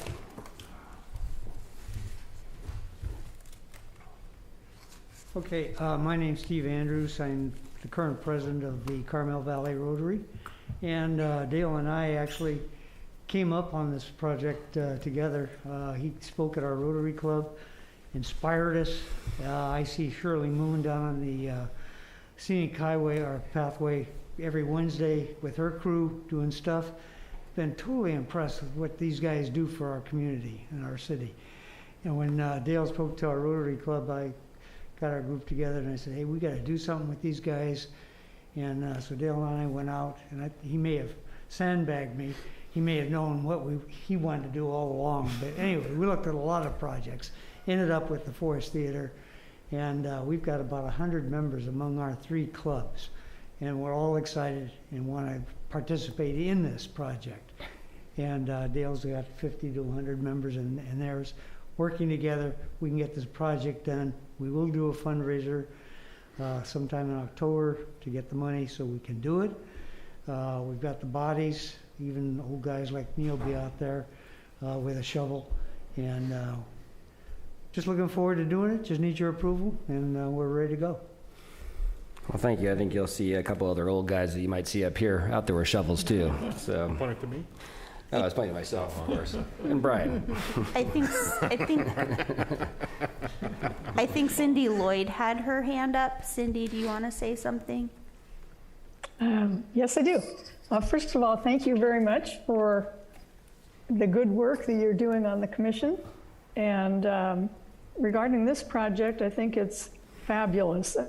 Getting Alan Wheat involved is wonderful. I haven't yet met him, but his presentation obviously demonstrates how knowledgeable he is about California native plants. I have a number of them in my garden, and they're just magical. At any rate, I had a couple of comments or questions about the plan. And on the proposed plan, it looks as though all the paths are straight. And I don't know if that's just for a schematic or if eventually they will have some curving in it. The other comment I had is that during the summertime when the theater is in full use by PAC Rep, a lot of the California natives are dormant. So I'm sure that Alan has figured that out so that there will be a lot of interest to the public as they approach the theater and as they are in the theater. It's going to be absolutely stunning in the springtime when everything is in flower. So I think that's about all I have, but congratulations, Alan, on your CHS graduating year of 1998. I'm a graduate of 1959. And I know Sarah is a little bit ahead of me. So anyway, thanks very much for all you do. And I really am looking forward to seeing the progress on this, this project. The paths will meander around the trees. It's just takes a long time to put that all on a picture. So straight lines are easier. Yeah, I had a feeling that was the case, but I just thought I'd bring it up anyway. Okay, thanks very much. Thank you. Anyone else from the public that would care to speak to this? Yes, this is Nancy Toomey. Hi there, Nancy. Hello. I would echo Cindy's comment, as she's our expert gardener in the area here, without the official title, but clearly carries some big expertise. So that's all great. So I'm excited that this is hopefully going to happen and get your thumbs up. Was just curious when this work might begin and or end. Maybe it's, a couple year project. Is it a year project? Can this work go on in parallel as the theater is being used is another question that would be critical to understand, I'm sure, because we want to get as much use out of that great theater as you've specced it up as possible. And then, of course, just concerned that extra watering is built into the project as the plants get established. But that's should be a really obvious statement of concern for all of you guys who know the world of plants around us. So my comments are just overall thumbs up, and look forward to this all happening as well. Thanks. Thank you, Nancy. Anyone else from the public? I don't see any other hands. So commissioners, any further comment regarding this? I would direct a question to Bob, just wondering what we as what kind of discretionary funds we might have besides obviously the work that you direct staff to do. Are there funds that the city is thinking to donate to this extensive project? The honest answer is no. We certainly help, if they need heavy equipment or labor, we're certainly there to help. We weren't looking at any kind of cash donation to contribute. And in fact, we have to be careful not to combine private funds and city funds, because then that triggers different rules and regulations. So other than certainly helping with labor and equipment and tools, that's what we were thinking of doing. Okay, thanks. Well, and if I may answer Ms. Toomey's question, certainly PAC Rep as productions are not being impacted by this planting, so no shows will be changed. The show will go on. The show will go on. So we want to assure her that would be the case. Well, thanks again, Dale. Appreciate it. And we look forward to seeing the progress. And I imagine you're going to see the commission body out there in some form or fashion supporting you guys. So may I get the commission to approve the landscape plan as presented? There you go. Let's go ahead and do we make a motion to approve? I would hope to. Let's go ahead. Then so far, I guess I've been leading the motions. I'll just continue them if that's okay with you guys. I will make a motion to approve Carmel Care's proposed landscaping project for the Forest Theater grounds, contingent upon a design study review and permit approvals, or direct staff to work with Carmel Cares to make modifications to the plans. So the recommendation would not include the second part if the commission agrees to the plan as presented. Sorry. Let me restate this, Yvette. Let me try this one more time. I knew I was out of my official motions. So I would like to make a motion to approve Carmel Care's proposed landscaping project for the Forest Theater grounds, contingent upon a design study review and permit approvals. Perfect. Perfect. Can I get a second? There's a second. You bet. All right, Commissioner Burling, Yes. Chair Myers, Yes. Commissioner Stowers. Yes. Thank you. The motion has passed. There is a seat here, Alan. There's a seat. Thank you. Once a month. Thank you. Okay, so we'll continue on with orders of business. The next up is going to be the Forest and Beach Commission recommendations to the Planning Commission regarding scenic pathway benches. And that one, it looks as if our Director of Public Works is going to run this. So, One moment. technical difficulties, because they're not like last time. Every time we do this, something I saw that.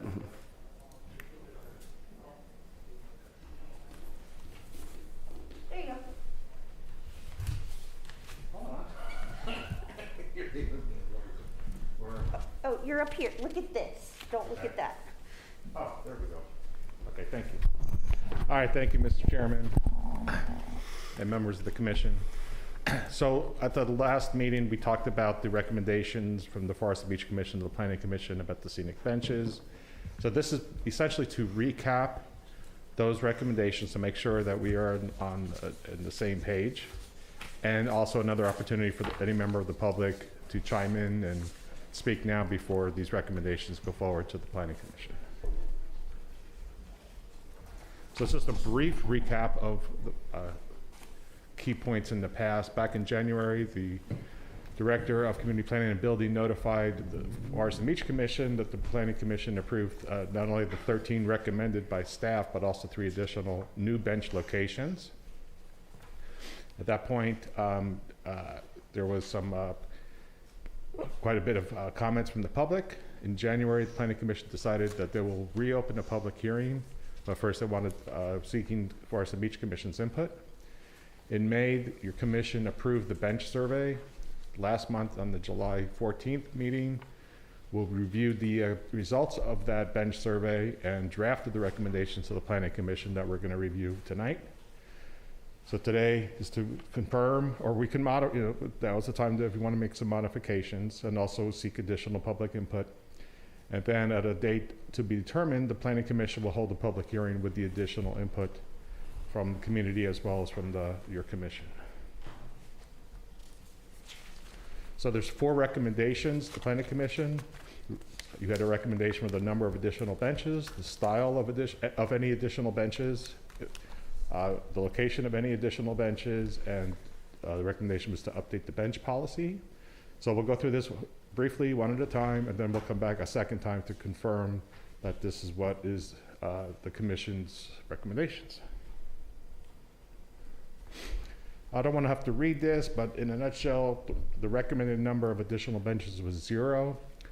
This recommendation was based in part of the bench scenic pathway bench survey, which had a majority of the respondents voting no to any additional benches. And also the commission determined that there was no demonstrated need established for any additional benches beyond the 37 benches that were existing, plus the 2 that were pending, of which 1 has since been installed just a few weeks ago. So that's it for the number of benches. Recommendation number 2 is regarding the style of any additional benches. Even though the commission recommends 0 additional benches, the Planning Commission still has certainly the prerogative to approve additional benches, and if so, they were looking for your guidelines for any additional. So the commission suggested to continue to use the variety of the 3 primary bench styles currently in place. That more than a third of any new benches should have the backrest, which was style 2. No other new or other styles were recommended. The Home Depot idea was right out. And that all new or replaced benches shall be ADA compliant. In terms of locations, should the Planning Commission authorize the additional benches, the recommendation was to placement should be on the west side or the ocean side of the scenic pathway to avoid pedestrian conflicts. That no more than 2 benches should be clustered together to promote quiet solitude. And consider additional benches close to the current ADA parking spaces on scenic. Now I kind of ad-libbed a little bit on this last sentence, but let me run it by you. If ADA parking spaces are relocated and or additional ADA parking spaces are implemented in the future, which is likely, benches should be relocated at that time accordingly. And recommendation number 4, bench donation guideline policy 2017-03 should be updated and approved to be more relevant and useful, and as a minimum include the following. Clarification that the city, not the applicant, determines the location of any new benches, the time frame and frequency for how often new benches can be installed. Is it once a year, once every 10 years, every week? The duration of memorial plaques to be attached to the benches, the criteria for who is eligible to be named on those plaques, and that the plaque should be modest in size and consistent across all benches. And that the Forest and Beach Commission requests that a draft policy of the revised bench donation guideline policy come back to the Forest and Beach Commission for review before it's adopted by the Planning Commission and then ultimately by the City Council. So with that, I'll hush up. Any questions for staff? Then we should open up to public comments, and then we'll go back one more time to confirm that those were the recommendations of your commission.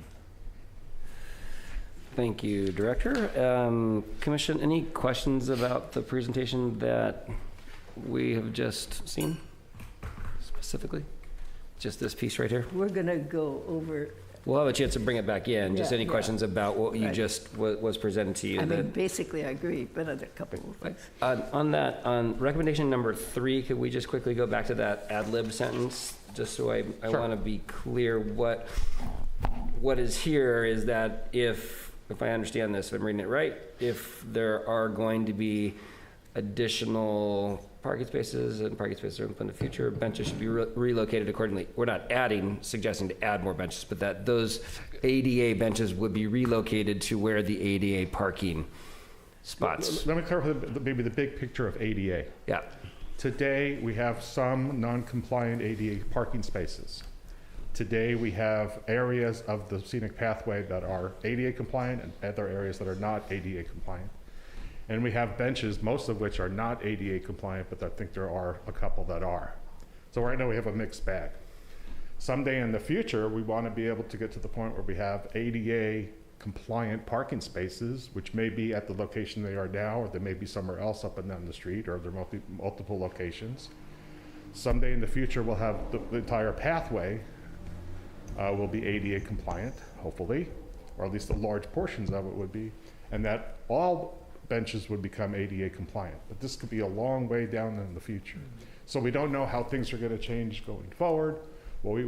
But the commission wanted to have more than just maybe a couple of benches near those ADA parking spaces for the mobility challenged people, so they have a little bit more benches located near those ADA parking spaces.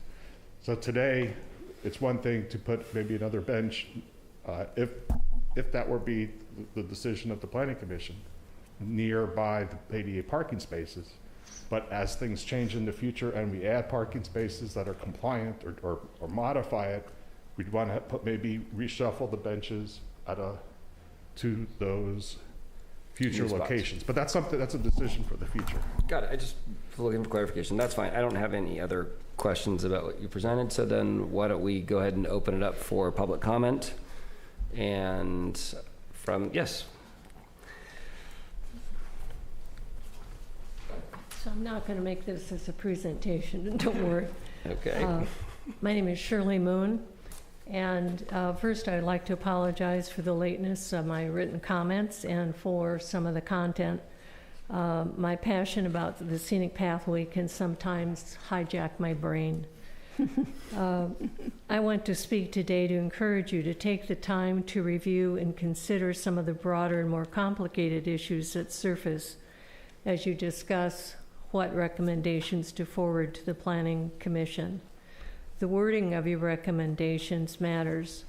For instance, did you agree that it was a preference that any new bench be installed on the ocean side of the pathway, or do you strongly recommend its placement?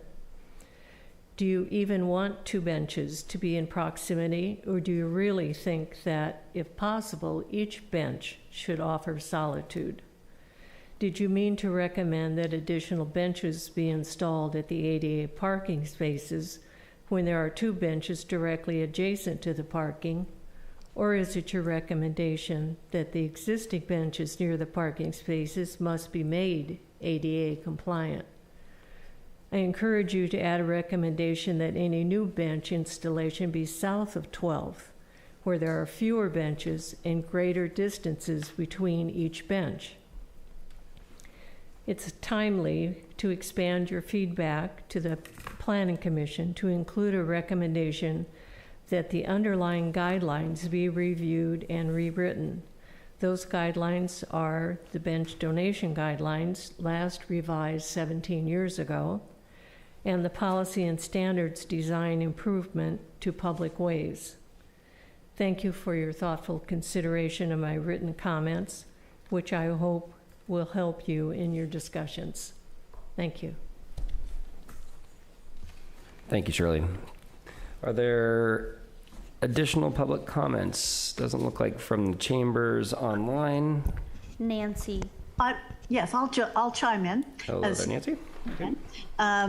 So the 2 points, I mean, refer to Shirley, she's got the intense passion there, but my sense is that there should be potentially a few of the benches considered for immediate replacement to be ADA compliant. I don't know what the right quantity is. I would defer to those experts in the room there. The other point is there is at least one bench specifically at 13th and Scenic that has holes all over the top of it. And I would sure love to see if there's an immediate action, that one to be refreshed or replaced in whatever process makes good sense. Thank you. Thank you, Nancy. Anyone else from the public? I don't see any hands, so I'll go ahead and close public comment. Oh, wait, I've sorry. got a hand up. Oh, sorry, I missed your hand there. That's okay. I often wonder how these things work. My name is Cindy Lloyd, and thank you again for allowing me to have a few minutes to speak. I would like to applaud Shirley Moon on the fine points that she's brought up, because they are important. I think all the 1 through 3 are essentially good recommendations, and number 4, under the duration of memorial plaques to be attached to benches. Thank you to Sarah Burling for bringing up the fact that the 2 Lloyd benches on the point at Scenic and Santa Lucia are to be in perpetuity. I didn't know that until Sarah brought it up.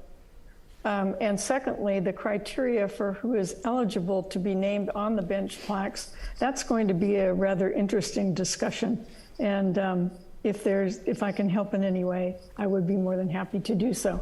Other than that, I think you've done a really great job, and I'm glad you're defending and supporting the Beach Bluff pathway as it had been neglected for so long. Thanks very much. Thank you, Cindy. All right, I'm just going to double check for any more hands. I don't see any, so I'm going to go ahead now, then officially close that public comment and bring it back to the commission for some thoughts, potential revisions. Are we going to take each section at a time, like We can. start with the recommended? Yeah. Is that the way? So should we put up the, thanks. Go. Okay, so that's recommendation number 1. So here's recommendation number 1, recommended the number of additional benches was 0. I think that's pretty clear. I'm not really sure. I think it was important that we, again, that our conversations on this were that the survey was one part of our recommendation to the Planning Commission. It wasn't the overriding reasons. I mean, we have our constituencies, we have our own positions on what we see is a need or not a need for additional benches, as well as, just our own observations from constituents we've talked with, to our own, other feedback from other players in here. I don't think the survey, in my mind as a commissioner, was the only aspect of the recommendation that we're making, and I just want to make sure that's clear. And if I may, this entire recommendation would be passed on to the Planning Commission, not just the number is 0.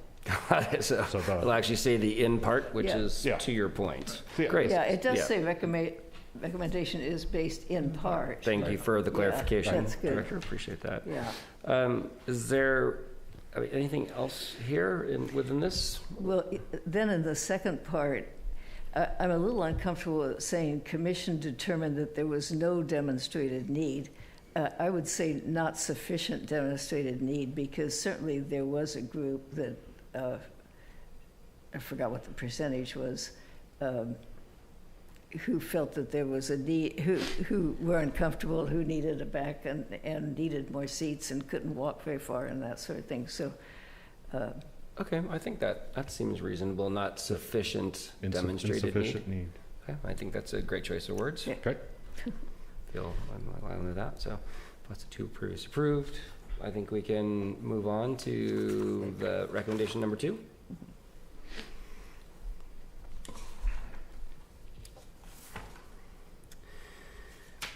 Okay.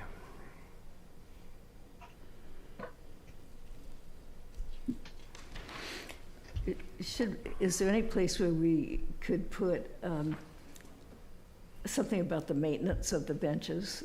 Because it is true, and Shirley mentioned that some of them aren't in very good shape now, so, or we could even do the previous one where the recommended number is limited to that, and all benches need to be kept, what would be the right word, in good shape? Right. I would advise. Safe. Yeah, well, certainly. I would advise that we're mixing Public Works ongoing maintenance activities with policy.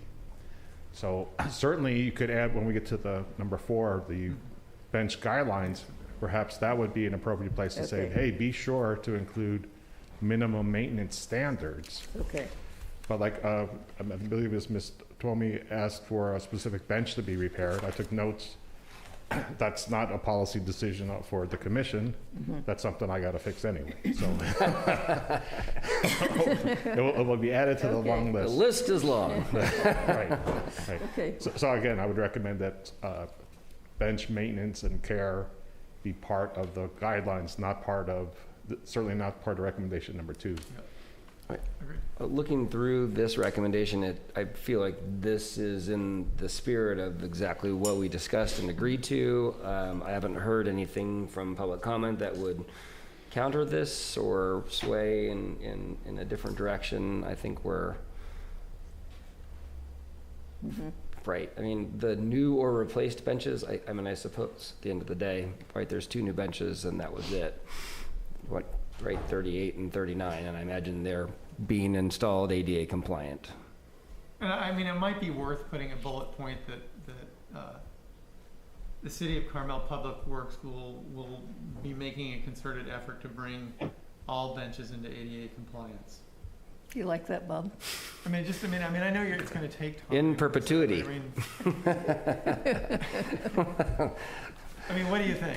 I think it's a very lofty goal, and we have insufficient resources to make that happen. Yeah. Okay. Don't disagree, just trying to be realistic. I don't see anything that needs to be changed with recommendation number 2. Okay. Let's move on to 3 then. This, I think, is where maybe there might be some additional consideration. On the first dot, I would like it to say placement should only be on the west side, not preferred. Preferred isn't strong enough. Okay. He's in. Is that the consensus of the commission?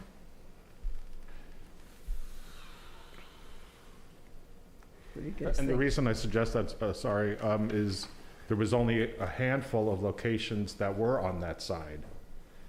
So if the commission, Well, there's quite a few that are on the west side. Is that what you mean? there's a few, but not. About half of them, at least. You think so? Yeah, oh, definitely, yeah. Okay, I stand corrected. I thought there was only a handful. Sorry, you said about half are on the west side and half are not? I think more than half are on the west side. I think there was the 4 that I listed here That are in the report. on the west side?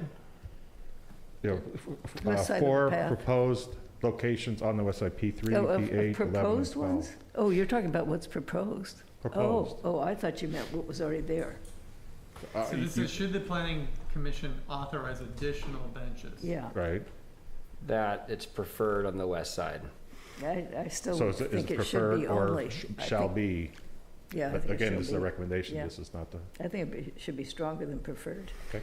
So the only thing I would say to that is that then it might feel a little more crowded on the west side. Sometimes that bench that's on the other side of the trail, then it doesn't end up being kind of blocking what is that nice walking path of enjoying the vista that is the beach and not have to look at a bench Well, the as you're going benches are along. low enough so that unless you're crawling or you're shorter than I am, you can see over. I mean, I'm going to go either way on this one. I don't have a strong opinion to make it not preferred or to say only. It can be placement should only be. That's essentially, that's what you're proposing, is that right? Yeah, that is. Should only be on the west side, ocean side. Commissioner Sowers, your thoughts?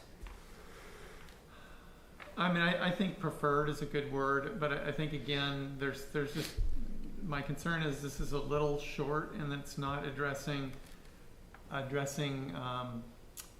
review for future landscaping planning or any of the other things that we're talking about with regards to what is going to be going on down on the scenic pathway. We haven't addressed any of those issues in this. So we could add. No, yeah, that's what I'm saying. I think we should add a couple bullets about. Well, actually, Shirley, you had a good sentence on. Let's keep it here. Okay, well, but she's not talking. That's okay. Oh, what happened? Oh, there it is. Well, that it shouldn't, that no placement should get in the way of the possibility of widening or adjusting the trail. I think in Shirley's notes, it said, determine whether a bench location or placement is appropriate based on demonstrated need, which we've already addressed, the original design principles, public safety, pedestrian flow, access to parked vehicles for future renovation or planting, disturbance of any tree root systems. I mean, it's a fairly robust statement, but I think it's addressing the fact that if we're going to potentially add additional benches, these considerations need to be taken into consideration. And we haven't addressed that anyway. Where are you on this? I'm on addendum D of Shirley's proposal to us. If you go down the beach, and it's the third bullet point. You probably just need a highlighter, Bob. I'm good. Go ahead. Let's see, you're at the, where it says if instead the planning commission chooses, and then you're the third one down, is that it? No, it's in policy appendix and standards design. Huh? Appendix D. Have you got No, D, go I to thought you D. said I'm D. sorry. No, Yeah. D. Okay, Go back. where'd you go? Further. There you Okay, go. yeah. So, and right here where it says,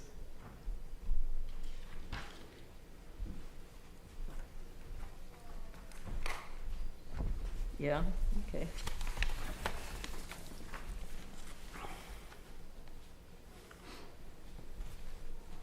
So let's for time's sake, where exactly, what do we want to have added into this? Let's let Bob know so that he can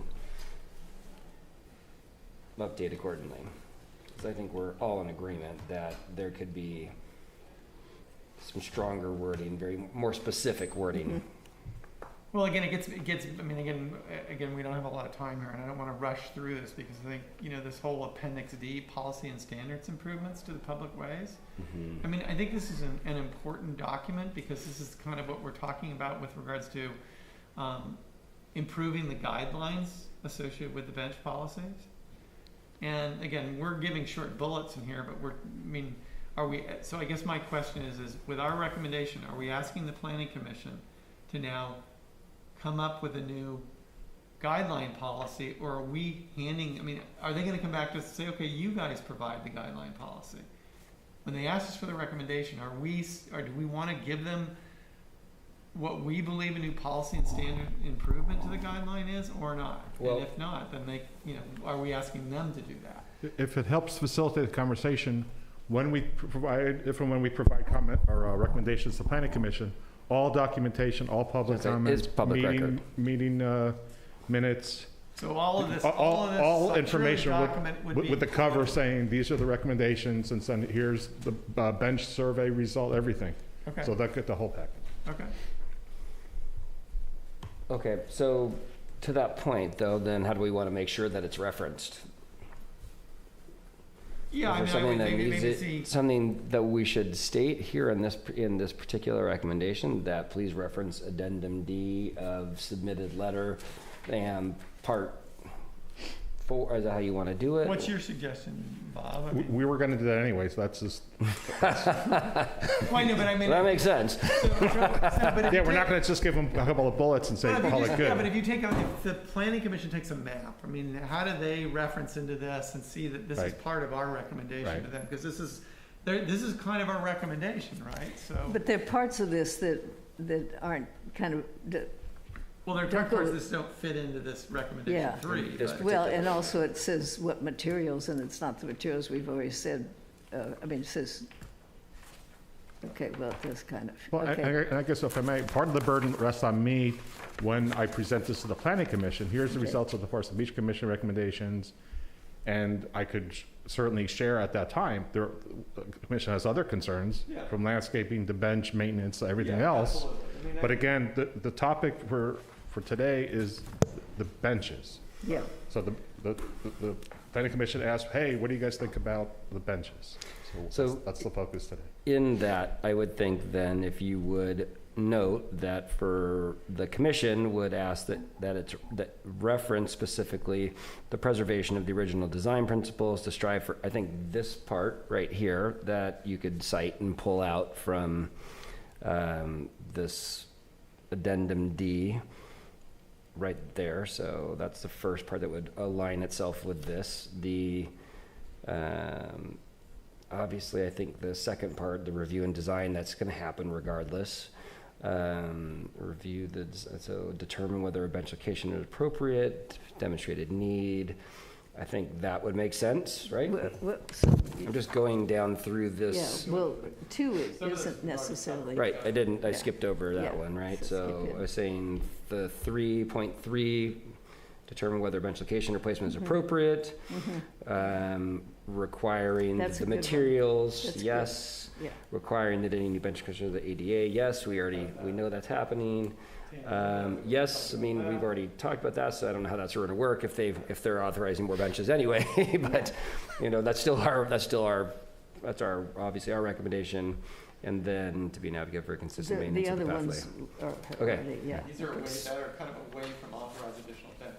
It's really about a policy around benches. Right, if they choose to go forward. So Yeah. we've cited those things. I think without that, I don't think is there anything that we want to change that's existing from what's already been put together by Bob. What he said, we've made some additions that he'll go ahead and acknowledge. Well, what if we added, if more need to be placed, consider foot of ocean, because there is nothing at the foot of ocean to sit on. I'm not following, sorry. I think she's suggesting having benches in an alternate location besides the scenic pathway, but that's what this discussion is about, the scenic pathway, so. Yeah, the bench would be Well- a citywide policy, but I believe, right? Isn't it? It's a citywide bench policy. It is current. It is currently, right. It is current. We're focusing on it relative to the scenic pathway, because that's But we're talking about the scenic pathway. we're talking about scenic pathway. Specific to our recommendation. Right. Is a scenic pathway. Right. Other things like other park areas down. Well, scenic- it isn't on the pathway, but it's on the beach, and Or perhaps on recommendation 4, the guidelines should also consider Alternate locations? bench policy considering Mission Trail Nature Preserve, Correct. okay. the volleyball courts, Correct. other places, Yes. other Great. parks. Okay, So maybe that's so we would be can, addendum then we're for- good with 3, Okay, right? Four. Yeah. Okay. And wait, actually, maybe, hold on before we do. No more than 2 benches should be located in close proximity. We discussed this, right? Because wasn't there possible proposal of 3? Right. Yeah, And yeah. so we thought that through and looked at some of the proposed locations and thought that, well, they didn't seem as if they were going to be buttressed right next to one another. There was space enough to create some sort of a privacy. I think that, along some of, I don't think it was only Shirley that has talked about this. I think we all talked about the bench and sitting on a bench, and it is a private kind of a moment of reflection, et cetera, whatever it might be. I don't think anyone disagrees that one bench is better than two benches. I think what we were just saying is that no more than two, if that they're choosing some, especially some maybe population density spots where there could be. But I'm not opposed to two being somewhere in proximity of one another. It's not my preference, but I think we've kind of made that clear. I don't know. I'm not sure that, do I have this on? Yeah. Excuse me, that to promote quiet solitude by the ocean is necessarily what everyone is there for. Sometimes they're there visiting and so on. So maybe to So we're okay. afford some. So that's it. I just want to make sure that we're okay, but no more than two, and we're fine with that language. We don't want to change that to no more than one, right? Okay, then we'll stick with that, and I think we can move on to number 4.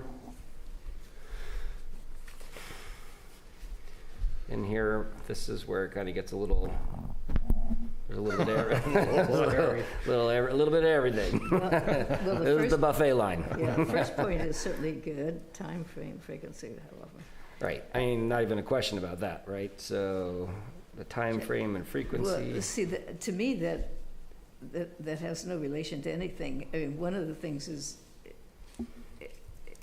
I would think the city would simply, if there were openings, which would only happen if people can't have them for too long. Obviously, somebody's gonna come to them and they're gonna start to figure it. So what does that have to do with time frame or?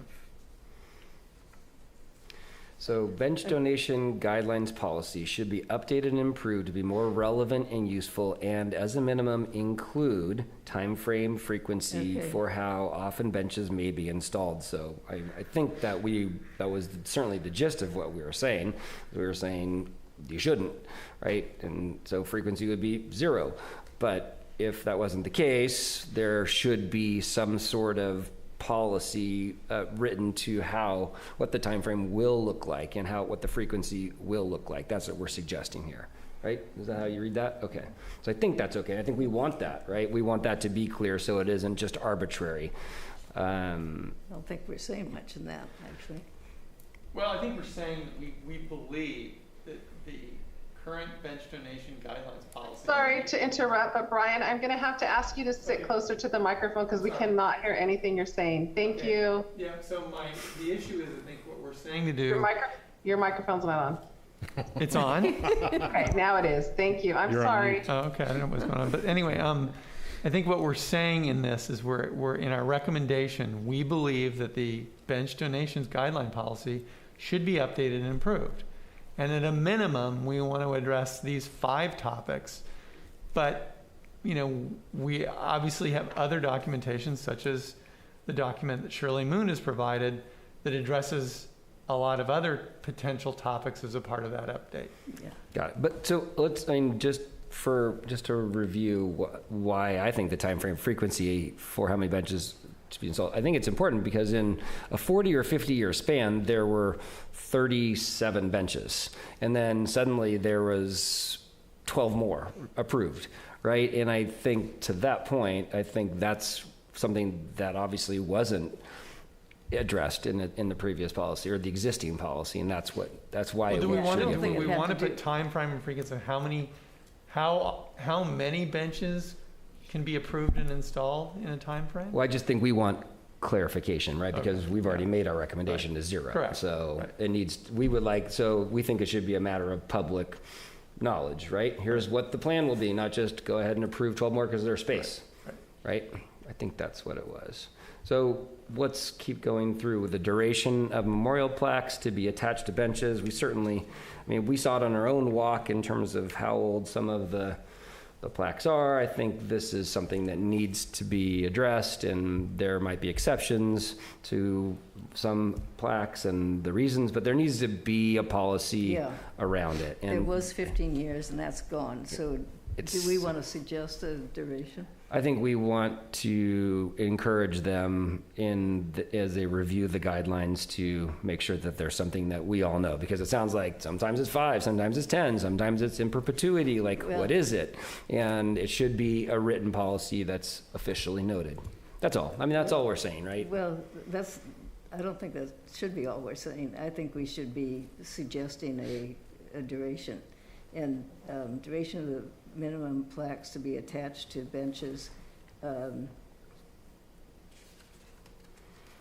So I think, first of all, that we need to say there should be a set time limit.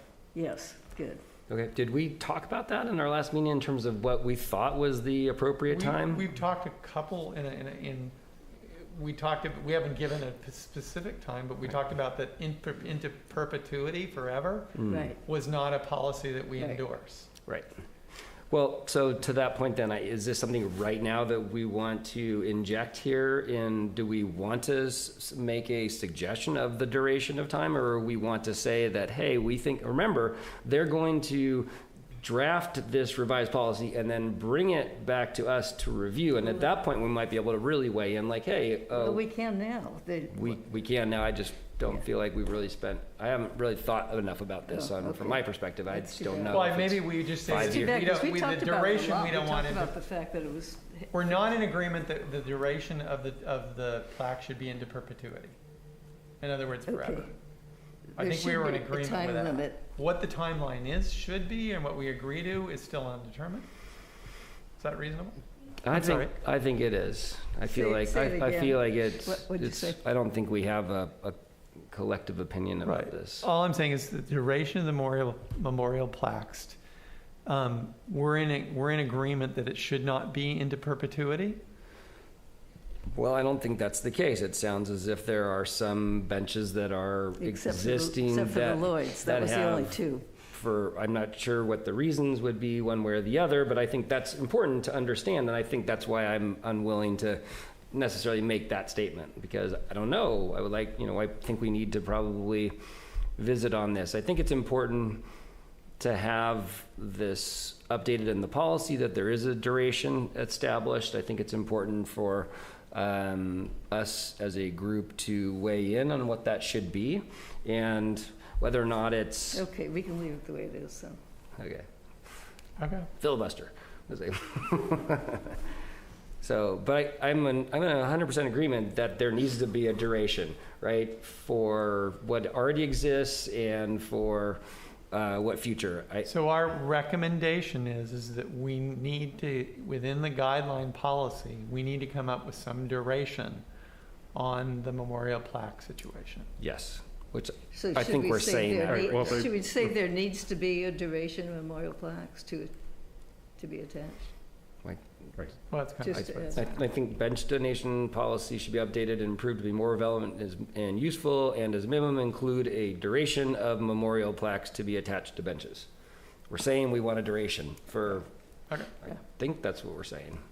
Okay. And when we get it back, then we might have an opportunity to weigh in. If they say it's into perpetuity, then we can make a decision and have a conversation at that point. By the way, this is just something, we're making a recommendation. This is not our policy to actually create, right? So, and I think that's important. Well, right. They may throw it back. Thank heavens. Right?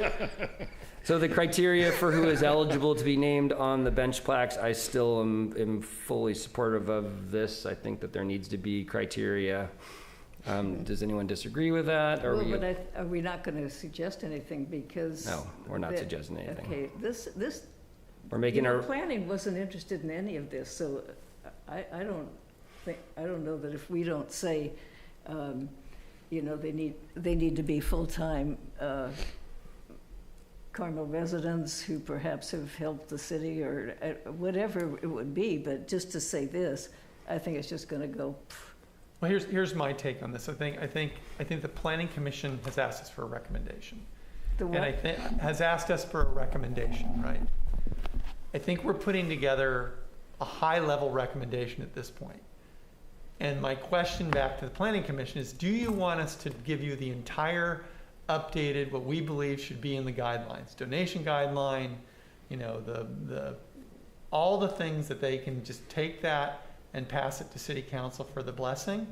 Is that what they're asking of us? Because right now we're kind of taking high level recommendations, throwing it to them, and we're not really saying, this is our document for you to pass on and implement, right? Bob, do you know, remember, they didn't really ask us to do this. We insisted that we should be involved in it. So now they apparently have. I think that they. No, that's Will you let not me correct. finish, please? Sure. Okay, please. So what I'm wondering is have you had any feedback from the planning commission? Are they actually interested in what we're saying, or is this just something because we insisted we should be involved? Well, both. Based on the comments received immediately following their decision in, was it December or so, there was quite a bit of comments, and the planning director did come here and said, had talked to some of the planning commissioners, did come here asking, would you provide input? I think would be valuable, and it sounded like you concurred. Went back to the Planning Commission in January, and they said, yes, absolutely, let's get the Forest and Beach Commission's recommendation. So we're not shoving it into their face. They've asked this commission for feedback. Mm-hmm. Well, and part of that is because our charter as a Forest and Beach Commission is to be actively involved in that process. Right. I'm thinking pretty close. I'm pretty loud too. Right. To that point, I think I'm of the same opinion that this is our high-level first round of recommendation. We haven't spent the time discussing what the criteria is for who would be eligible. We haven't done that hard work here. We haven't spent the time talking about the duration. We've listened to different durations. We haven't spent that time, and so I would be unwilling to move forward making those recommendations without actually doing the hard work. And that's rolling up some sleeves and digging into people that really have done some real history and can help us form a true recommendation that's actually on the ground with both feet. So. Well, and I think that's somewhat of a lot of the feedback that we've gotten from Shirley. I mean, she's done a lot of research. And I think that hopefully as a part of the oversight by the Planning Commission, that they will look at all these documents and see, wow, there's a lot here. And that's my most important consideration, because we haven't gone down as deep as Shirley has in all the aspects of the things that we want to be able to look at as a part of a new guidelines or an updated guideline result, right? Right, and hopefully if the Planning Commission takes our recommendations to heart and reviews this guideline policy, they'll make a draft public, and you know what that will bring? That will bring 10 more Shirleys out, right? That will hopefully help enlighten us that much further around some of these very important things. And that's all. I'm just hoping that thought process that you're bringing up about the Planning Commission's, work in this will drive that direction. Because I think that I want to make sure that it's going to happen, because this isn't. I think this is a kind of our high level recommendation, without going really deep into all the documents in much of the recommendation that Shirley's gone into. And if I may, the professional staff at the Planning and Building Department will be, digging into the weeds and getting into the nitty-gritty and going through all these documents and based on your recommendations, compiling up staff's recommendation to the Planning Commission. Yeah. Okay. So there's multiple stakeholders in this process. Yeah. And it closes in big bold that the Forest and Beach Commission respectfully requests a draft policy update come back for review. And I think that just lets them know that we care, right? And that we're listening to those that are participating in this dialogue that don't sit in this seat. So I don't know what else we want to add here. All I'm saying is actually I do.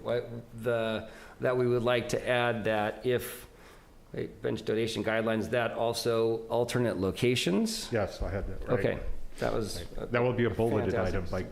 Right. That's a big picture thing that we've been focusing on scenic pathway, but the bench policy is citywide. So perhaps there's a chapter, bench policy part 1, scenic pathway, bench policy part 2, different mission policy trail. for the scenic pathway, different policy for different locations, right? Right. Mm-hmm. And that might be the smart way to do it, and that might be the end result. Do we have any other recommendation, anything else we want to add into this recommendation number 4, or are we comfortable with then what we see? I think high level, I think it's great. Well, I think it's too limited, but I'll go along with it. And just to be clear, I will look forward to the opportunity to have it come back. Mm-hmm. And if there isn't the detail that we're expecting to see, I'll look forward to us as collectively getting together and rolling up our sleeves and making sure that we're going out into the community and really getting the right answers so that we can form a really good recommendation that is with both feet on the ground. So, yeah. Then I think, Bob, what we need us to do right now is to approve this. Is that correct? Oh, well, you could approve it as amended, or you could suggest or direct staff to come back at the next meeting do this process again with the edits, or to have blind faith that we've captured these comments, Well, and we're ready to forward. I think you've captured the gist of what we're recommending. Okay. And that we're, if you put the whole package together and present it to the planning commission, I think they'll see that there's been a lot of work in here, and that if it's going to need more, and we want to be a final sayer on the final recommendation. But I think we shouldn't delay any longer because we want them to do their work.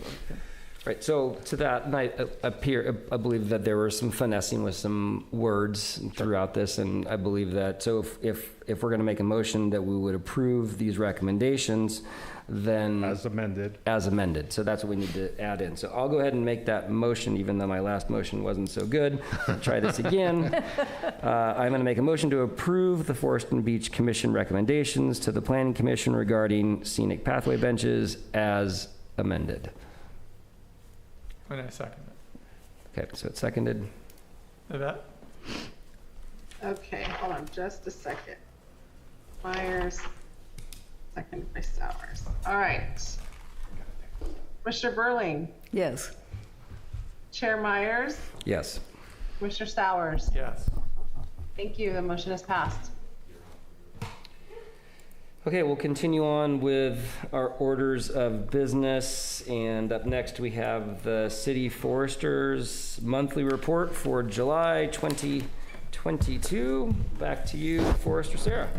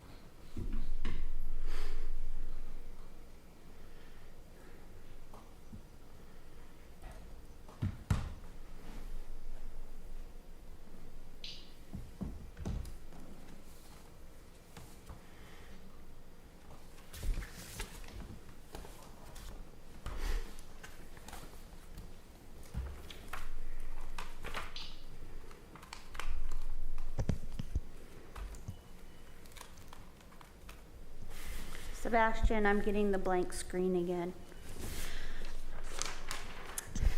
Alrighty, the highlights of July. So I want to point something out.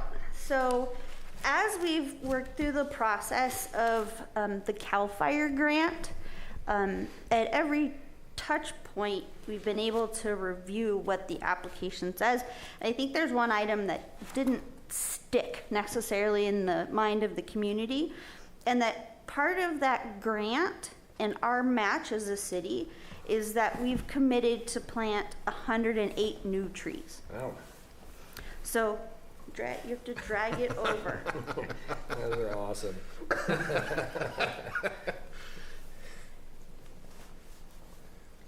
There you go. But see, now it's on the wrong side and the mouse is, okay, well, we'll go with it. All right, so the important thing to remember as we work through this planning process, we're also going to be planting trees.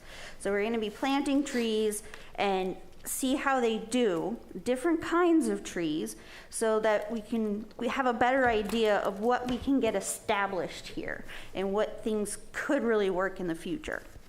So we are going to plant trees, and we will start our first round of planting in October.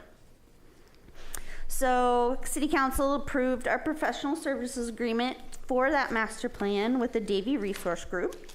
There's a national leader in this sort of work.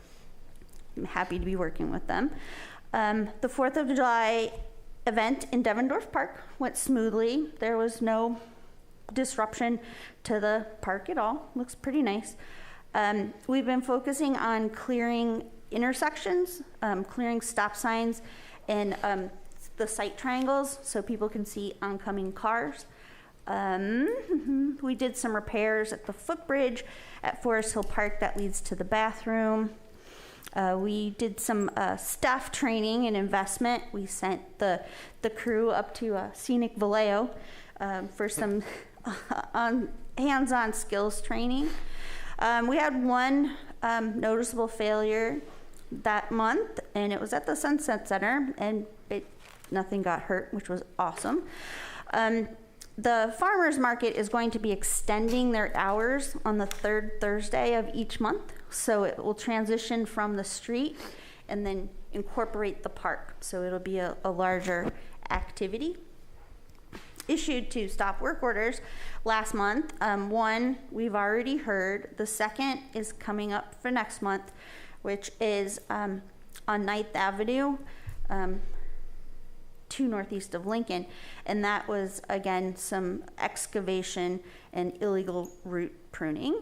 And we're working on getting the landscape services bid out on the street, so that will allow us to have an on-call landscape service. So basically the people that can keep the paths blown off and just kind of that repetitive daily tasks, those repetitive tasks.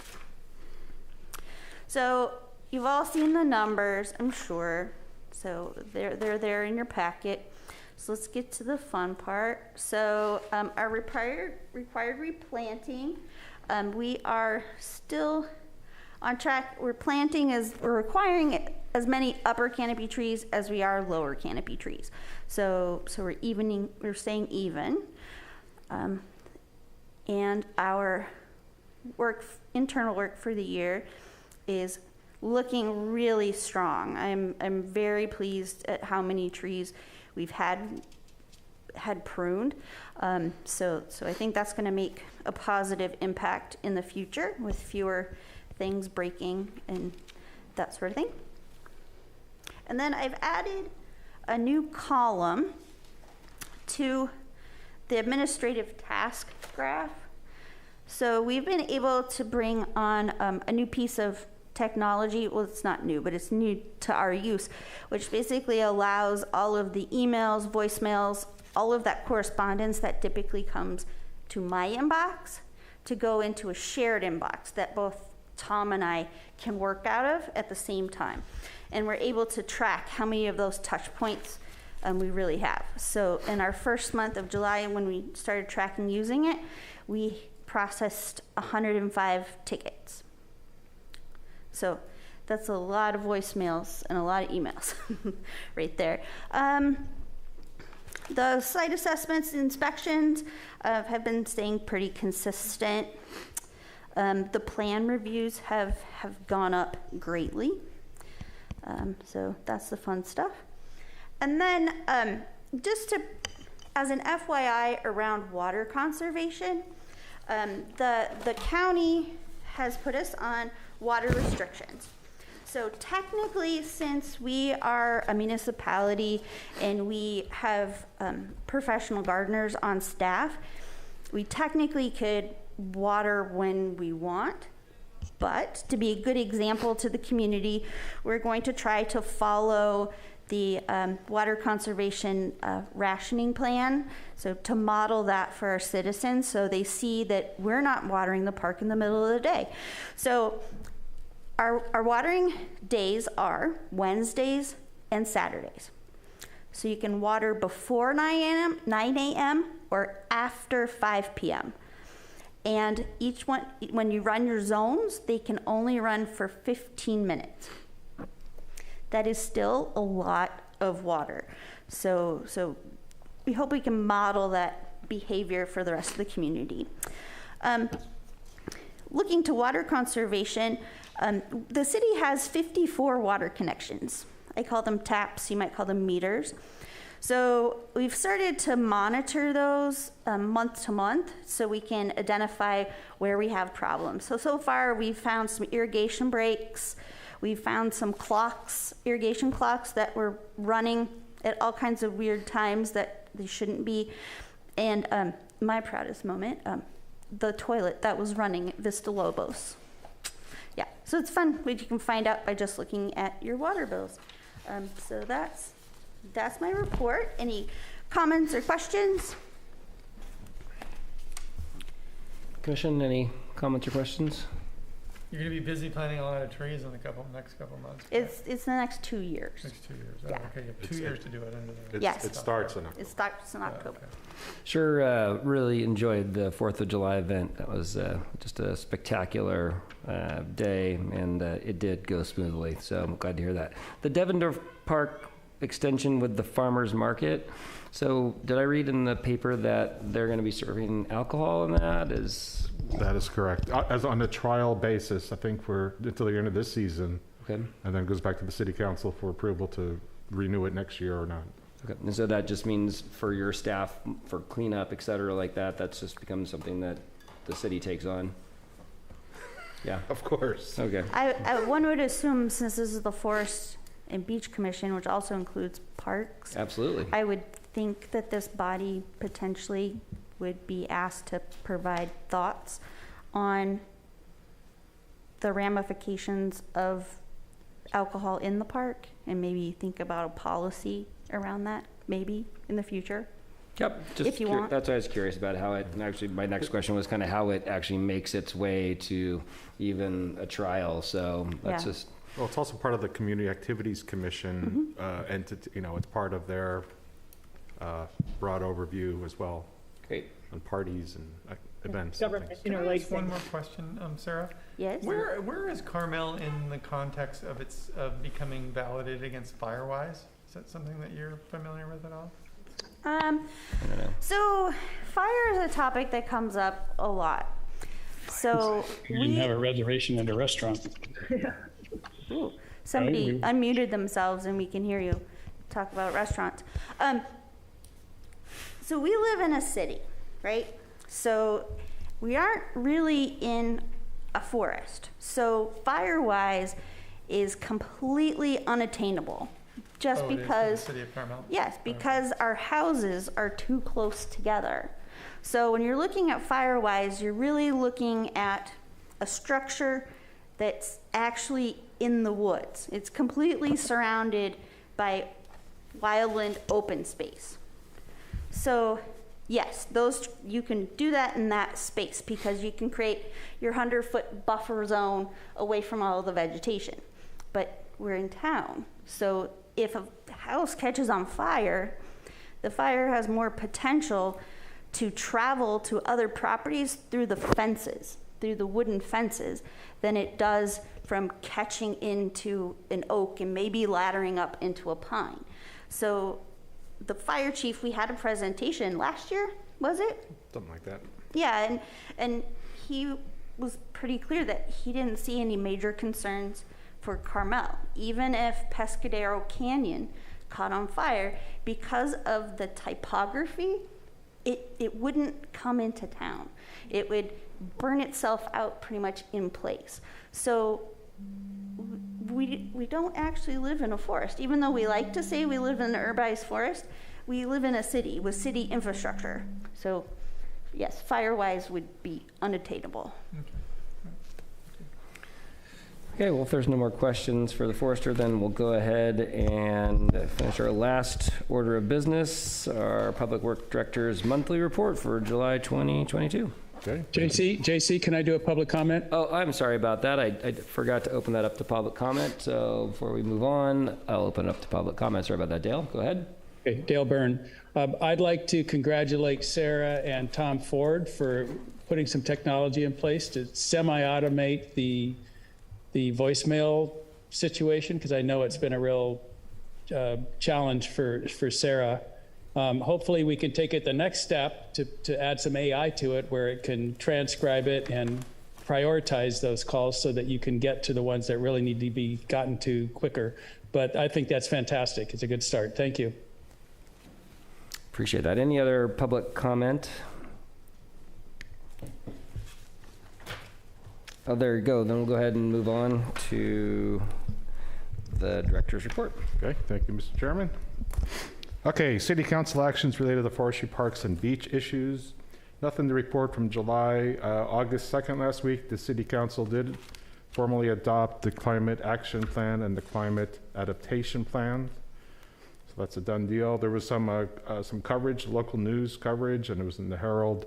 So that's good. One of the CIP projects which is the next item, is related to that. Forestry, parks, and beach-related capital improvement projects. Hold on a second.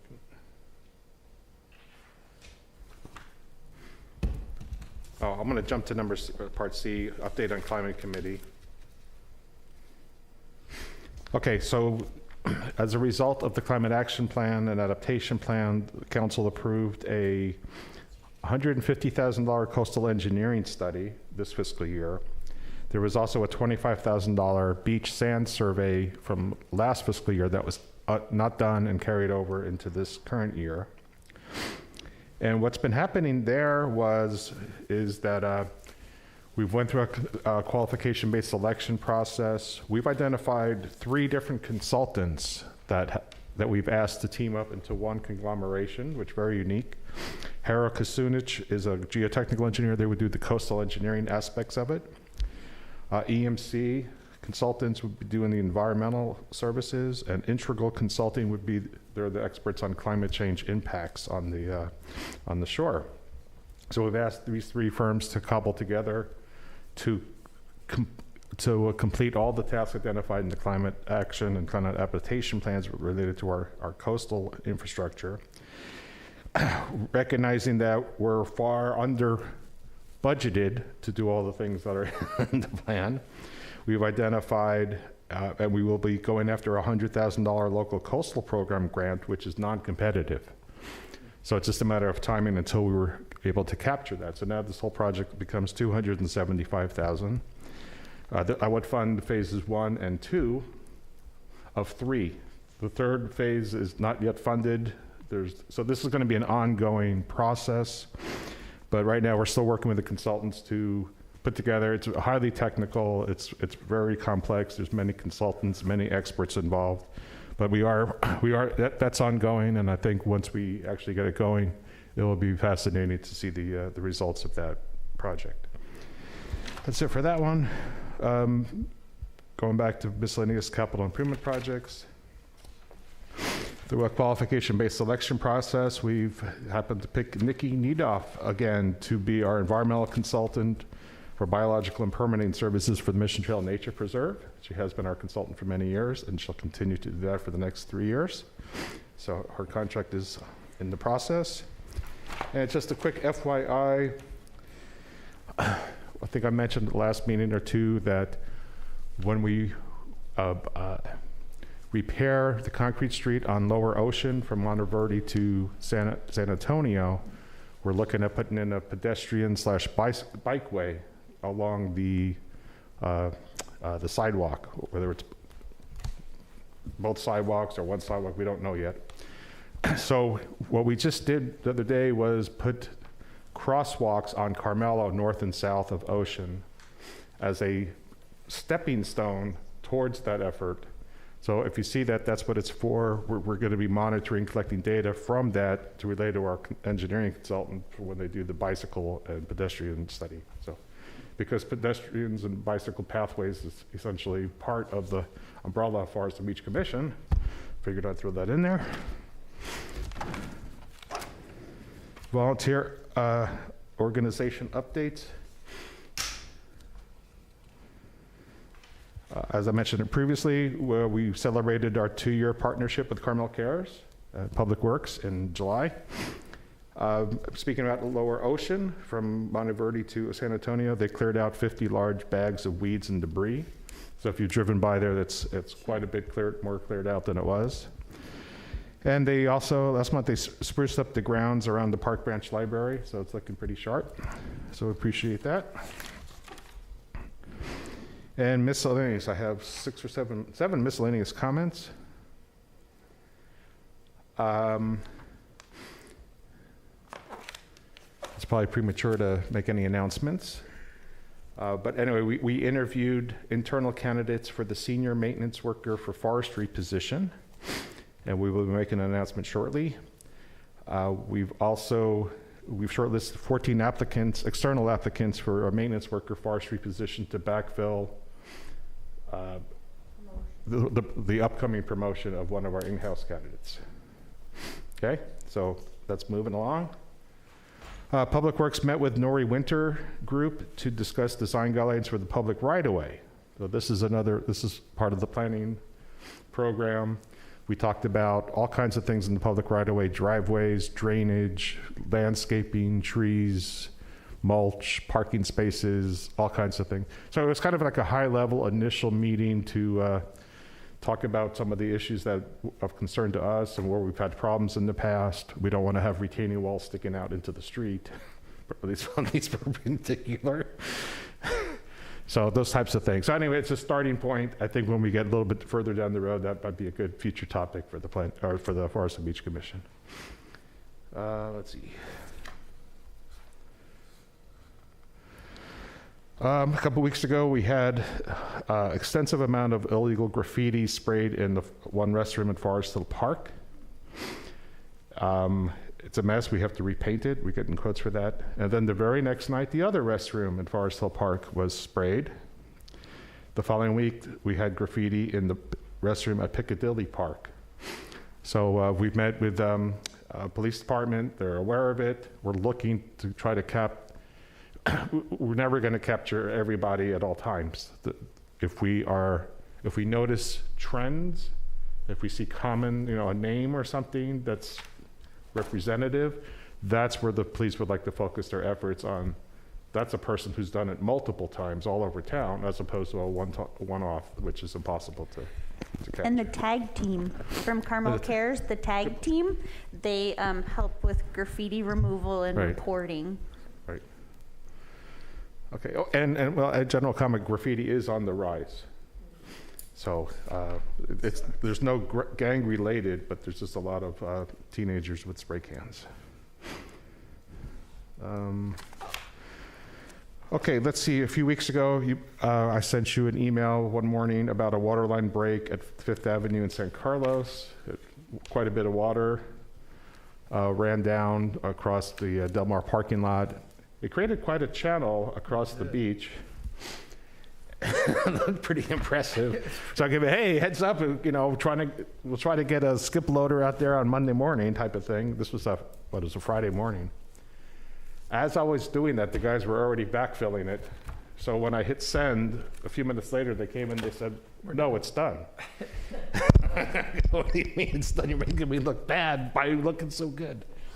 So we took care of that right away. Fortunately, it's just the sands just kind of went off to the side. It didn't go down into the ocean. It just kind of rolled over to the side. So we took care of that right away. See that we can do things quickly sometimes. So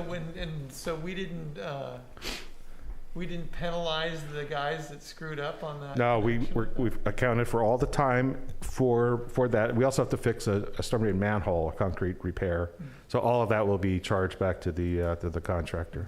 Yeah, there was a replacement of a water main into a structure, and part of the machinery was faulty, and that's what caused the massive eruption of water. It was a bad joint. Yeah. Let's see. Public Works, we cleared some brush and made minor repairs to Martha's Way, the walkway and the stairs, which is nice. Home stretch.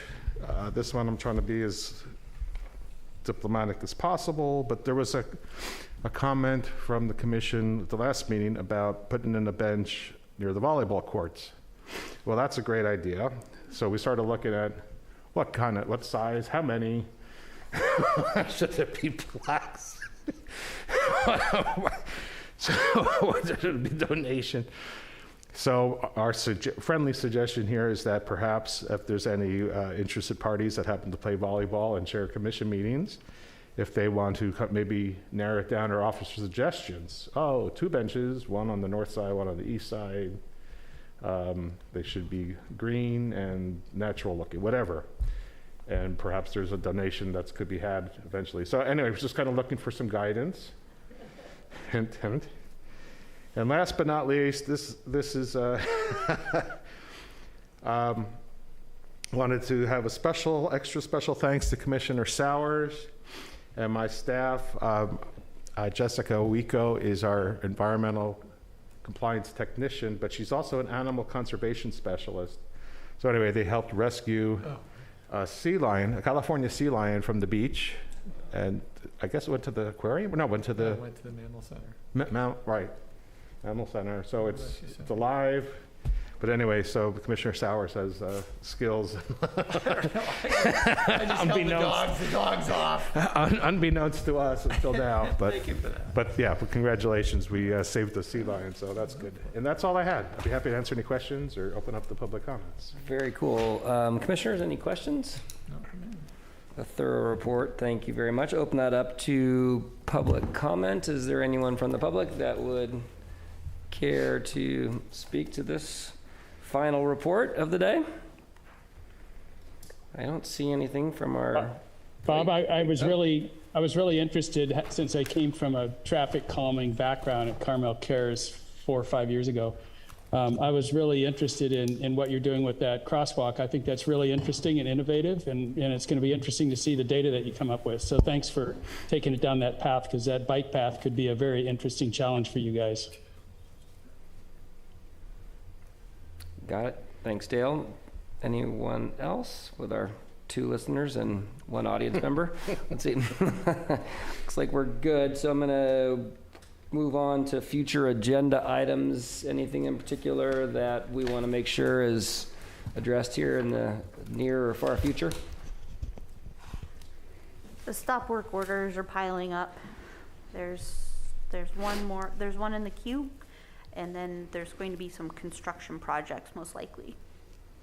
Okay, good to hear. I mean, not good to hear, but it just makes me think more about how the outreach is important, and we need to probably get focused back on that again. Anything else? It's going to be quite a few months from now, but to have a Davy group and or Sarah present what's going on with the forest management plan. They have some technical reporting, inventory to do, some reporting to do, but at some point in the not too distant future, we should be able to provide some initial results to the commission. So I think that'll be neat. Okay, exciting. And we could discuss that at the next meeting. The individuals to populate the steering committee for the plan. Good point. So we'll need to decide if it's the formal commission or if it's people that are picked out or volunteer and that sort of thing. So we'll be thinking about that for the next month. Okay, fair enough. Anything else? Well then, boy, we just beat 6:30. This meeting is adjourned. Thank you. I'm sorry, I didn't mean to interrupt you there. Apologize. Okay. I thought it was going to be a full meeting. You weren't kidding. Tom, are you going back to the office? I'm doing my best I could.